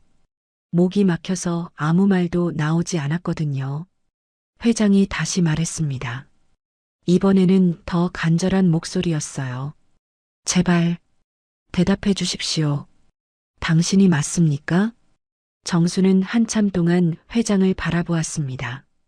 창백한 얼굴, 떨리는 손, 그리고 눈 안에 가득한 진심. 이 사람은 정말로 자신을 찾아온 거였습니다. 이 먼 곳까지, 서울의 가장 낮은 곳까지. 정수는 깊이 숨을 들이마셨습니다. 그리고 민우의 머리를 가만히 쓰다듬었어요. 괜찮아, 민우야. 무서운 사람 아니야. 정순이 나직하게 말했습니다. 그리고 굽어있던 허리를 천천히 폈죠. 늙고 초라한 청소부의 모습이 순식간에 달라졌습니다. 등이 꼿꼿이 펴지자 정순에게서 묘한 기품이 흘러나왔어요. 낡은 작업복 차림이었지만 그 자세만큼은 당당했습니다. 정순이 입을 열었습니다. 유창한 독일어가 흘러나왔어요. 지사 직원들이 한 번도 들어본 적 없는 우아하고 정갈한 발음이었습니다. 그저 해야 할 일을 했을 뿐입니다. 골목이 고요해졌습니다. 보안 팀장의 얼굴이 하얗게 질렸어요. 어제 자신이 일개 청소부라고 무시했던 그 할머니의 입에서 완벽한 독일어가 흘러나오고 있었거든요. 다리가 후들거렸습니다. 회장의 눈에 뜨거운 것이 차올랐습니다. 경외심이었어요. 이 노인이 누구인지 어떤 삶을 살아왔는지 알 수 없었지만 한 가지는 확실했습니다. 자신의 생명을 구한 것은 결코 평범한 사람이 아니었다는 것을. 감사합니다. 회장이 다시 한번 깊이 허리를 숙였습니다. 진심으로 감사합니다. 정수는 아무 말도 하지 않았습니다. 그저 민우의 손을 꼭 잡은 채 회장을 바라볼 뿐이었죠. 달동네 골목에 어둠이 내려앉고 있었습니다. 가로등 불빛 아래서 두 노인이 마주 서 있었어요. 한 명은 세계 최고의 자동차 기업을 이끄는 회장이었고 다른 한 명은 재래시장을 청소하는 할머니였습니다. 하지만 이 순간만큼은 그 어떤 직함도 그 어떤 재산도 의미가 없었습니다. 오직 생명을 구한 자와 생명을 구원받은 자만이 있을 뿐이었죠. 민우가 고개를 들어 할머니를 올려다보았습니다. 할머니, 저 아저씨가 왜 울어? 정수는 민우의 머리를 쓰다듬으며 미소 지었습니다. 고맙다고 하는 거야. 회장은 고개를 든 채 정순을 바라보았습니다. 눈가가 붉어져 있었어요. 잠시 망설이던 회장이 조심스럽게 입을 열었습니다. 잠시 이야기를 나눌 수 있겠습니까? 회장의 간곡한 청이었습니다. 정수는 잠시 망설였어요. 민우를 내려다보았습니다. 아이는 여전히 할머니의 치맛자락을 꼭 붙잡고 있었죠. 들어오시죠. 정순이 나직하게 말했습니다. 그리고 민우의 손을 잡고 좁은 골목길을 따라 집으로 향했어요. 낡은 대문을 열고 들어서자 작은 마당이 나왔습니다. 마당이라고 해봤자 빨래를 넣을 공간밖에 없는 좁은 곳이었죠. 정순이 방문을 열었습니다. 좁지만 들어오세요. 회장과 비서실장이 조심스럽게 방 안으로 들어섰습니다.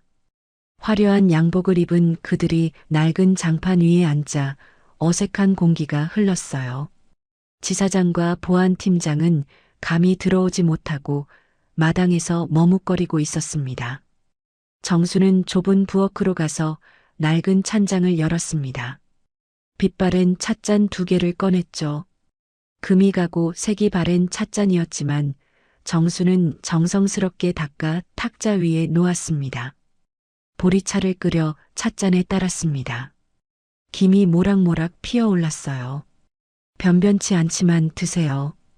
정순이 찻잔을 회장 앞에 놓았습니다. 회장은 두 손으로 찻잔을 감싸쥐며 고개를 숙였어요. 감사합니다. 방 안에 어색한 침묵이 흘렀습니다. 민우는 구석에 앉아 이 낯선 광경을 신기한 듯 바라보고 있었죠. 회장이 먼저 입을 열었습니다. 어떻게 저를 살릴 수 있었습니까? 그 완벽한 처치는 도대체 어디서 배운 것입니까? 정수는 한참 동안 대답하지 않았습니다. 보리차 잔을 내려다보며 무언가를 생각하는 듯 했어요. 그러다 정순이 천천히 일어났습니다. 장롱 앞으로 다가갔죠. 장롱 문을 열고 깊숙한 곳을 뒤졌습니다. 그리고 낡은 보따리 하나를 꺼냈어요. 보따리를 풀자 낡은 수첩이 나왔습니다. 어젯밤 정순이 쓸어내렸던 바로 그 수첩이었죠. 세월의 때가 묻어 누렇게 변색되어 있었습니다. 정순이 수첩을 탁자 위에 올려놓았습니다. 이걸 보시겠습니까? 회장이 눈을 크게 떴습니다. 제가 버리지 못한 유일한 기록입니다. 회장이 떨리는 손으로 수첩을 집어들었습니다. 천천히 표지를 넘겼죠. 그때 수첩 사이에서 무언가가 떨어졌습니다. 빛바랜 흑백 사진 한 장이었어요. 회장이 사진을 집어들었습니다. 그리고 숨을 멈췄죠. 사진 속에는 젊은 여인이 있었습니다. 20살쯤 되어 보이는 팽팽하고 생기 넘치는 얼굴. 하얀 간호사 캡을 쓰고 당당하게 웃고 있었어요. 뒤로는 커다란 건물이 보였습니다. 건물 간판에는 독일어가 적혀 있었죠. 마인츠 대학병원. 회장의 눈시울이 붉어졌습니다. 이 모습이었군요. 회장의 목소리가 떨렸습니다. 로비에서 저를 살렸던 그 완벽한 손길의 시작이. 정수는 아무 말 없이 회장을 바라보았습니다. 그리고 천천히 입을 열었죠. 50년 동안 묻어두었던 기억이 봉인 해제되듯 흘러나오기 시작했습니다. 1974년 23살의 정수는 서독 마인츠 대학병원에 도착했습니다. 2월의 독일은 뼛속까지 파고드는 추위가 기승을 부렸어요. 공항에서 내린 정순의 코끝이 빨갛게 얼어붙었습니다. 손에는 작은 가방 하나가 전부였죠. 파독 간호사. 그것이 정순의 신분이었습니다.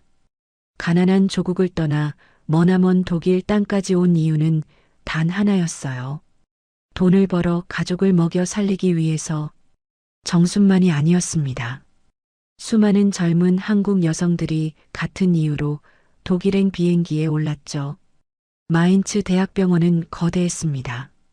한국에서는 상상도 못할 규모였어요. 정수는 처음 며칠 동안 병원 복도를 헤매다 길을 잃기 일쑤였습니다. 말이 통하지 않았습니다. 독일어를 배워왔지만 교과서와 현실은 달랐어요. 독일 사람들이 빠르게 말하면 한마디도 알아듣지 못했죠. 통역이 있을 때만 겨우 업무를 처리할 수 있었습니다. 중환자실에 배치된 첫날, 정수는 현실의 벽 앞에 부딪혔습니다. 독일 간호사들이 힘들어하는 일 가장 어렵고 굳은 일들은 전부 정순의 차지였어요. 아무도 하려 하지 않는 그 일들을 정순이 도맡았습니다. 밤낮 없이 이어지는 교대 근무에 몸은 녹초가 되었습니다. 발은 부르텄고 손은 갈라졌죠. 허리는 늘 끊어질 것 같았어요. 하지만 가장 힘든 건 외로움이었습니다. 기숙사로 돌아오면 좁은 방에 혼자였어요. 한국어를 할 수 있는 사람이 없었습니다. 편지를 쓰려고 펜을 들어도 눈물만 떨어졌죠. 고국에 있는 가족들 생각이 간절했습니다. 어머니의 따스한 손길, 아버지의 무뚝뚝한 격려, 동생들의 제잘거림. 그 모든 것이 그리웠어요. 밤마다 눈물로 베개를 적시는 날이 많았습니다. 하지만 정수는 단 한 번도 흐트러진 모습을 보이지 않았어요. 병원에서는 늘 꼿꼿한 자세로 일했습니다. 힘든 내색 한 번 하지 않았죠. 정순이 묵묵히 버텨낸 그 시간은 고스란히 고국으로 보내는 돈이 되었습니다. 희망의 자금이었죠. 그 돈으로 동생들이 학교에 다닐 수 있었고 부모님의 병원비를 댈 수 있었어요. 그리고 그 시간은 정순 자신에게도 자부심이 되었습니다. 시간이 지나고 독일 의사들은 말이 없고 성실한 정순을 경이로운 눈으로 바라보기 시작했습니다. 이유가 있었어요. 정순은 남들보다 3배 더 공부했거든요. 낮에 일하고 밤에는 독일어를 공부했습니다. 어려운 의학 전문 서적을 통째로 외웠죠. 잠을 줄이고 쉬는 시간을 줄이며 공부에 매달렸어요. 1년이 지나자 독일어가 유창해졌습니다. 2년이 지나자 의료 지식이 쌓였죠. 3년이 지나자 독일 간호사들도 정순에게 질문을 할 정도가 되었습니다. 그러던 어느 날이었습니다. 정순이 휴식 시간에 병원 로비를 지나가고 있었어요. 그때 갑자기 비명소리가 들렸습니다. 도와주세요. 정순이 달려갔습니다. 로비 한가운데에 중년 남자가 쓰러져 있었어요. 얼굴이 창백했고 숨을 쉬지 않았습니다. 주변 사람들이 우왕좌왕하고 있었습니다. 의사를 부르라고 소리치고 전화를 걸고 발을 동동 구르고 하지만 아무도 환자에게 손을 대지 못하고 있었죠. 정수는 망설이지 않았습니다. 사람들을 밀치고 환자 곁으로 다가갔어요. 무릎을 꿇고 환자의 상태를 살폈습니다. 맥박이 없었어요. 심장이 멈춘 것이었습니다. 정순의 손이 환자의 가슴 위에 놓였습니다. 그리고 압박이 시작되었죠. 쿵, 쿵, 쿵. 정확하고 절도 있는 처치였습니다. 몸이 기억하는 대로 움직였어요.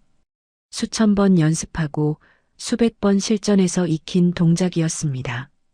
주변에 당혹스러운 시선이 느껴졌습니다.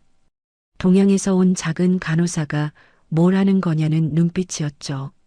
하지만 정수는 신경 쓰지 않았어요. 오직 환자의 생명만을 생각하며 집중했습니다. 얼마 후 의사들이 달려왔습니다. 하지만 그들은 발걸음을 멈추고 정순을 바라보았어요. 말을 잃은 표정이었습니다. 정순의 처치는 완벽했거든요. 교과서에 나오는 것보다 더 정확하고 더 숙련되어 있었습니다.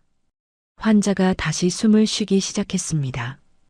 병원 관계자들은 동양에서 온 이 작은 간호사에게 아낌없는 찬사를 보냈어요. 원장이 직접 찾아와 악수를 청했고 동료들이 박수를 쳤습니다. 하지만 정수는 화려한 칭송에 관심이 없었습니다. 그녀가 가슴에 새긴 것은 환자의 맥박이 다시 뛰기 시작한 그 순간의 경외감이었어요. 손바닥 아래로 전해져 온 생명의 떨림. 죽음의 문턱에서 돌아온 한 사람의 숨소리. 그것만이 정순에게는 의미가 있었습니다. 그날 이후 정수는 코리안 엔젤이라 불리기 시작했습니다. 낯선 타국 땅에서 누군가의 생명을 구한 수많은 밤들. 정순만이 아니었어요. 함께 독일에 온 동료들도 마찬가지였습니다. 그녀들은 모두 이름 없는 영웅들이었죠. 그 시절 정순과 동료들이 흘린 땀방울은 머나먼 조국의 밑거름이 되었습니다. 그들이 벌어보낸 돈은 한국의 경제 발전에 작은 보탬이 되었죠. 그리고 그 숭고한 전문성은 세월이 흘러도 정순의 손끝에 고스란히 남아 있었습니다. 50년이 지난 오늘 서울의 화려한 로비에서 다시 한번 빛을 발할 때까지 좁은 방 안에 침묵이 흘렀어요. 보리차는 이미 식어 있었습니다. 회장이 깊이 고개를 숙였습니다. 당신들이 보여준 그 헌신이 지금의 우리를 있게 했습니다. 회장의 목소리가 떨렸습니다. 제가 만난 건 평범한 청소부가 아니었군요. 한 시대를 온몸으로 지켜낸 고귀한 자부심이었습니다. 정수는 쑥스러운 듯 고개를 숙였습니다. 낡은 수첩을 소중히 품에 안았죠. 별것 아니에요. 그냥 해야 할 일을 했을 뿐입니다. 그때 민우가 정순의 손을 꼭 잡았습니다. 할머니의 거친 손을 두 손으로 감싸주며 물었어요. 할머니, 우리 할머니가 정말 멋진 사람이었어? 정순의 눈에 뜨거운 것이 차올랐습니다. 50년 전 마인츠의 밤하늘이 떠올랐어요. 차가운 기숙사 창문 너머로 보이던 독일의 별들. 외롭고 힘들었지만 포기하지 않았던 젊은 날의 자신. 그리고 지금 이 좁은 방 안에서 자신의 손을 꼭 잡고 있는 손주의 따스한 온기. 정순의 눈에서 눈물 한 방울이 흘러내렸습니다. 깊고 맑은 눈물이었어요. 정순의 눈에서 흘러내린 눈물이 채 마르기도 전이었습니다. 회장이 천천히 고개를 돌렸어요. 그의 시선이 방박 마당에서 서성이고 있던 지사장에게로 향했습니다. 매서운 눈빛이었죠. 지사장. 회장의 부름에 지사장이 황급히 방 안으로 들어왔습니다. 허리를 깊이 숙인 채 어쩔 줄 몰라 하고 있었어요. 이분에게 어제 우리 직원이 어떤 무례를 범했는지 보고받았나? 회장의 목소리는 낮았지만 날카로웠습니다. 지사장의 얼굴이 하얗게 질렸어요. 그게 회장님 보고받았냐고 물었네. 회장이 다시 한번 물었습니다. 지사장은 더 이상 변명할 수 없었어요. 바닥에 닿을 듯 고개를 숙이며 입을 열었습니다. 죄송합니다. 저희의 잘못입니다. 지사장이 정순을 향해 돌아섰습니다. 그리고 무릎을 꿇으려 했죠. 선생님, 정말 죄송합니다.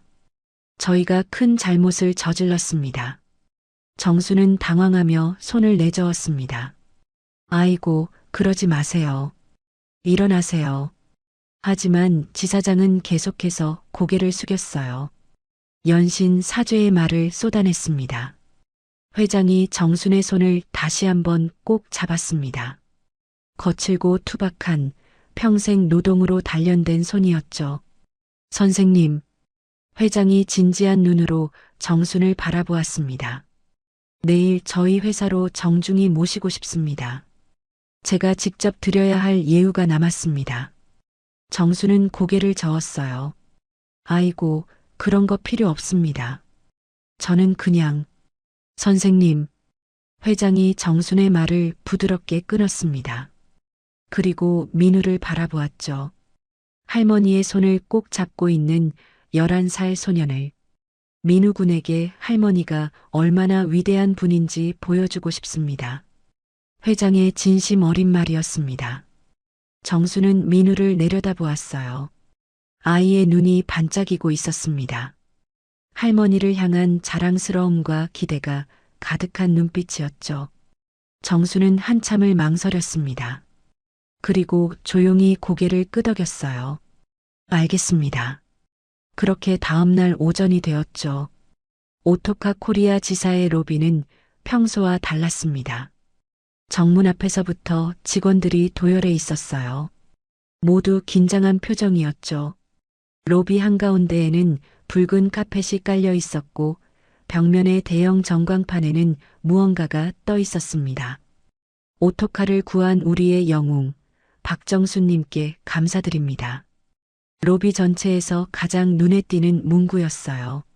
아침 10시, 지사 정문 앞에 검은색 세단 한 대가 멈춰 섰습니다. 회장이 직접 보낸 차였죠. 차 문이 열리고 정순이 내렸습니다. 오늘은 낡은 작업복이 아니었어요. 장롱 깊숙이 넣어두었던 깨끗한 한복을 꺼내 입었습니다. 오래되었지만 단정한 옷이었죠. 정순의 손에는 민우의 손이 꼭 잡혀 있었습니다. 민우도 집에 있는 옷 중 가장 깨끗한 옷을 입고 있었어요. 긴장한 듯 할머니의 손을 꽉 쥐고 있었죠. 정문을 향해 걸음을 옮기는 순간 정수는 믿기지 않는 광경을 보았습니다. 보안팀장이 정문 앞에 서 있었어요. 그리고 정순을 보자마자 깊이 허리를 숙였습니다. 90도로. 선생님, 어서 오십시오. 자신을 주제넘게 설치는 사람이라고 내쫓았던 바로 그 사람이었습니다. 하지만 오늘 그의 얼굴에는 오만함 대신 부끄러움이 가득했어요. 정수는 잠시 멈칫했습니다. 그리고 아무 말 없이 고개를 끄덕이며 걸음을 옮겼죠. 로비로 들어서자 더 놀라운 광경이 펼쳐졌습니다. 도열에 있던 직원들이 일제히 허리를 숙였어요. 박수 소리가 터져 나왔습니다. 평소라면 대걸레를 들고 구석을 닦고 있을 시간, 정수는 당당히 정문을 통해 로비 한가운데를 걸었습니다. 민우가 주위를 두리번거리며 속삭였어요. 할머니, 사람들이 왜 다 박수쳐? 정수는 민우의 손을 꼭 쥐며 미소 지었습니다. 할머니한테 고맙다고 하는 거야. 로비 한가운데에 무대가 설치되어 있었습니다. 회장과 지사장, 그리고 지사의 주요 임원들이 서 있었죠. 정순이 다가가자 회장이 먼저 손을 내밀었습니다. 어서 오십시오, 선생님. 회장의 안내로 정순이 무대 위에 올랐습니다. 민우도 함께였죠. 로비에 모인 전 직원의 시선이 정순에게 쏠렸습니다. 지사장이 마이크를 잡았습니다. 그의 손이 미세하게 떨리고 있었어요. 오늘 이 자리는 박정순 선생님께 저희의 사죄와 감사를 전하기 위해 마련되었습니다. 지사장이 깊이 숨을 들이마셨습니다. 며칠 전 이 로비에서 회장님께서 갑작스러운 심정지로 쓰러지셨습니다. 모두가 우왕좌왕하던 그 순간 박정순 선생님께서 달려오셔서 회장님의 생명을 구해주셨습니다. 로비가 조용해졌습니다. 모든 시선이 정순에게 집중되었죠. 하지만 저희는 선생님께 감사 인사는커녕 무례를 범했습니다. 지사장의 목소리가 떨렸습니다. 박정순 선생님은 우리 회사의 단순한 계약직 직원이 아니라 위급 상황에서 가장 완벽한 판단을 내린 전문가였습니다. 과거 독일에서 수많은 생명을 구한 베테랑 간호사였습니다. 직원들 사이에서 웅성거리는 소리가 들렸습니다. 놀라움이 담긴 속삭임이었죠. 저희의 무지와 무례로 큰 상처를 드린 점, 전 임직원의 마음을 담아 사죄드립니다. 지사장이 깊이 허리를 숙였습니다.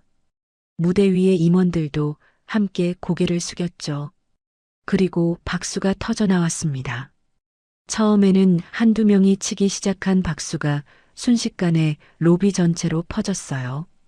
우레와 같은 박수 소리가 화려한 대리석 로비를 가득 채웠습니다. 민우가 정순의 손을 꼭 잡으며 환하게 웃었습니다. 할머니, 사람들이 다 할머니한테 박수 쳐. 정순은 민우를 내려다보며 미소 지었습니다. 눈가가 촉촉했어요. 박수가 잦아든 후 회장이 앞으로 나섰습니다. 손에는 서류 봉투 하나가 들려 있었죠. 선생님, 회장이 정순 앞에 섰습니다.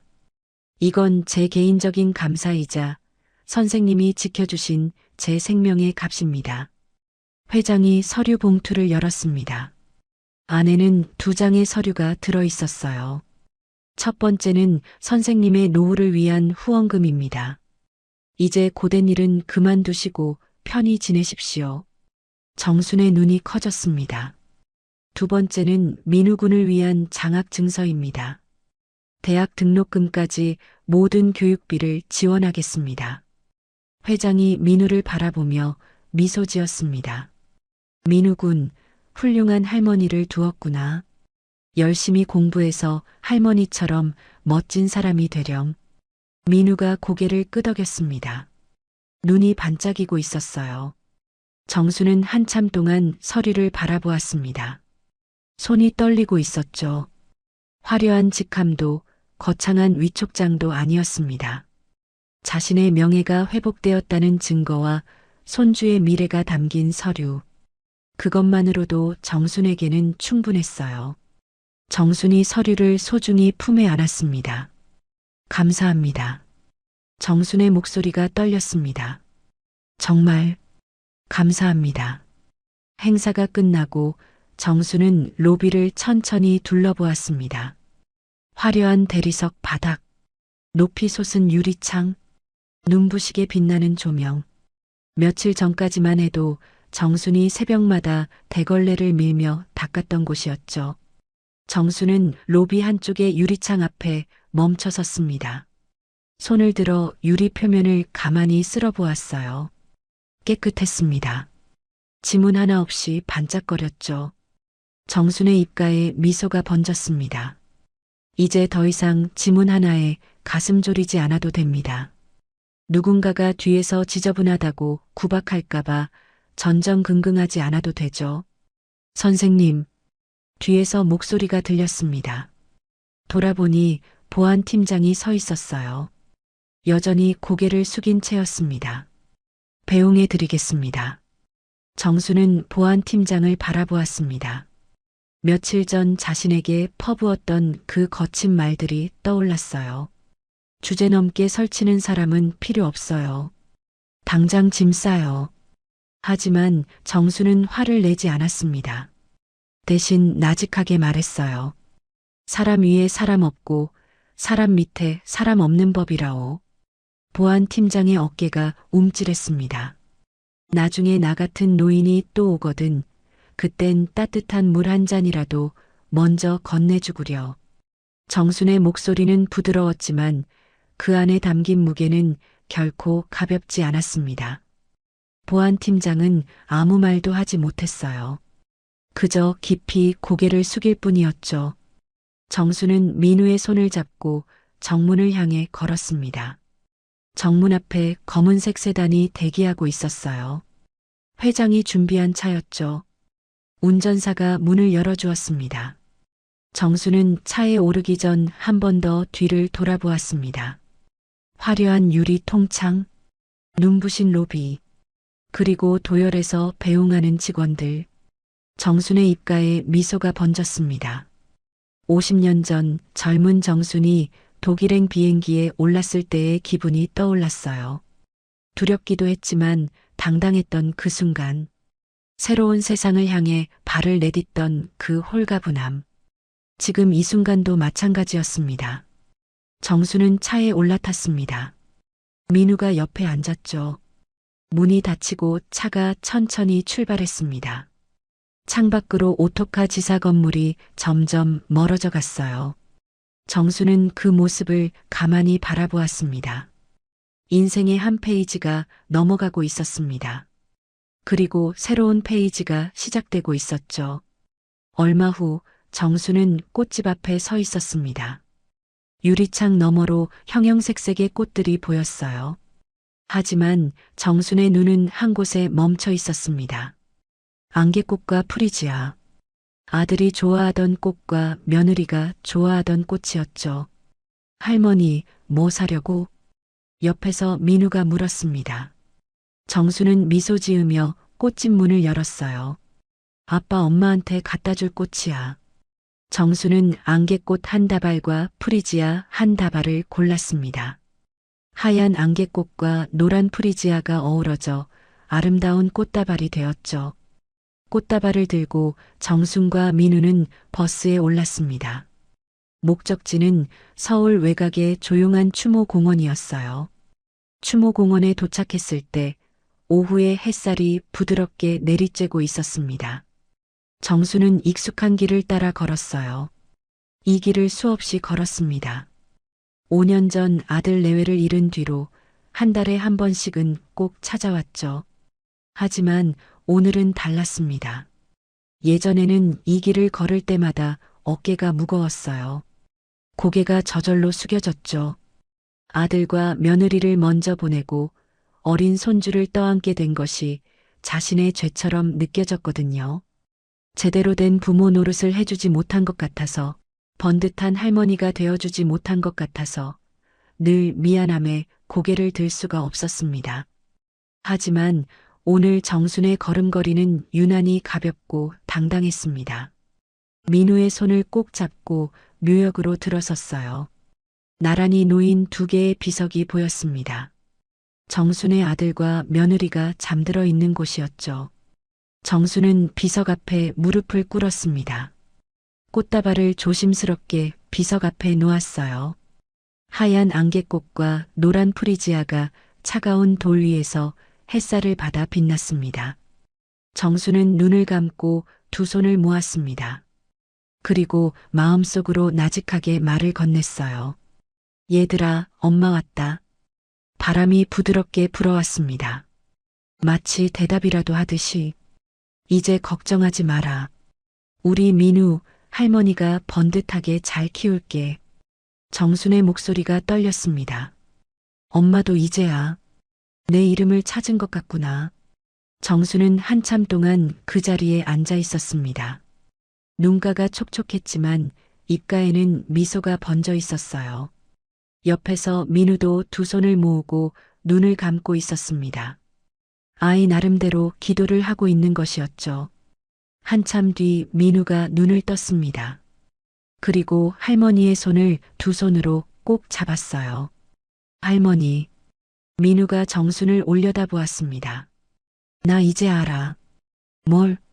할머니 손이 왜 이렇게 딱딱하고 거친지. 민우가 정순의 손을 들어 자세히 들여다보았습니다. 마디가 굵고 굳은 살이 박이고 갈라진 곳도 있는 손이었죠. 이건 창피한 게 아니라 훈장 같은 거라며? 민우의 천진난만한 말이었습니다. 정수는 숨이 멎는 것 같았어요. 누가 그래? 회장 아저씨가. 할머니 손은 평생 열심히 일한 증거래. 다른 사람들 살리려고 고생한 손이래. 그래서 훈장 같은 거래. 정수는 아무 말도 할 수 없었습니다. 목이 메었거든요. 지난 5년 동안 정수는 스스로를 죄인이라 여기며 살았습니다. 청소부라는 이름 뒤에 숨어 자신의 과거를 감추며 살았죠. 손주에게 부끄러운 할머니가 될까봐, 민우가 친구들 앞에서 고개를 들지 못할까봐 전전긍긍했어요. 하지만 민우는 알고 있었습니다. 할머니의 손이 얼마나 소중한지를. 정순의 눈에서 눈물이 왈칵 쏟아졌습니다. 참았던 눈물이었어요. 5년 동안 꾹꾹 눌러 참았던 눈물.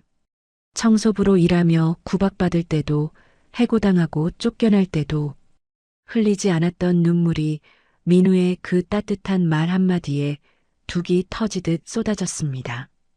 민우야. 정순이 민우를 품에 꼭 안았습니다. 작은 몸이 할머니의 품에 쏙 안겼죠. 고마워. 정말 고마워.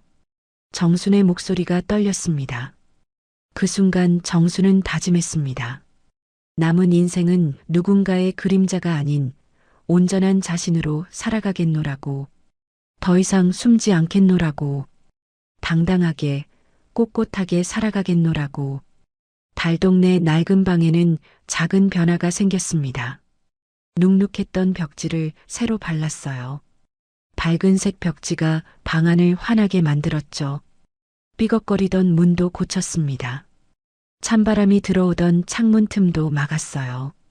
민우의 책상 위에는 새 컴퓨터가 놓였습니다. 회장이 선물한 것이었죠. 민우는 매일 학교에서 돌아오면 그 앞에 앉아 숙제를 했습니다. 하지만 정순의 일상은 크게 달라지지 않았어요. 여전히 새벽같이 일어났습니다. 다만 이제는 대걸레를 들고 나가는 것이 아니었죠. 정수는 지역복지회관에서 봉사를 시작했습니다. 노인들을 대상으로 하는 기초응급처치 교육이었어요. 50년 전 마인츠에서 익힌 기술, 며칠 전 오토카 로비에서 다시 한번 빛을 발한 그 기술을 이웃들에게 나눠주는 것이었습니다. 자, 이렇게 손을 깍지 끼고요. 가슴 한가운데를 눌러주는 겁니다. 정순이 인형 위에서 시범을 보였습니다. 복지회관에 모인 노인들이 진지한 표정으로 따라했죠. 힘들어도 멈추면 안 돼요. 구급대원이 올 때까지 계속해야 합니다. 정순의 목소리는 또렷하고 당당했습니다. 더 이상 구분 등으로 구석에 숨어 있는 청소부가 아니었어요.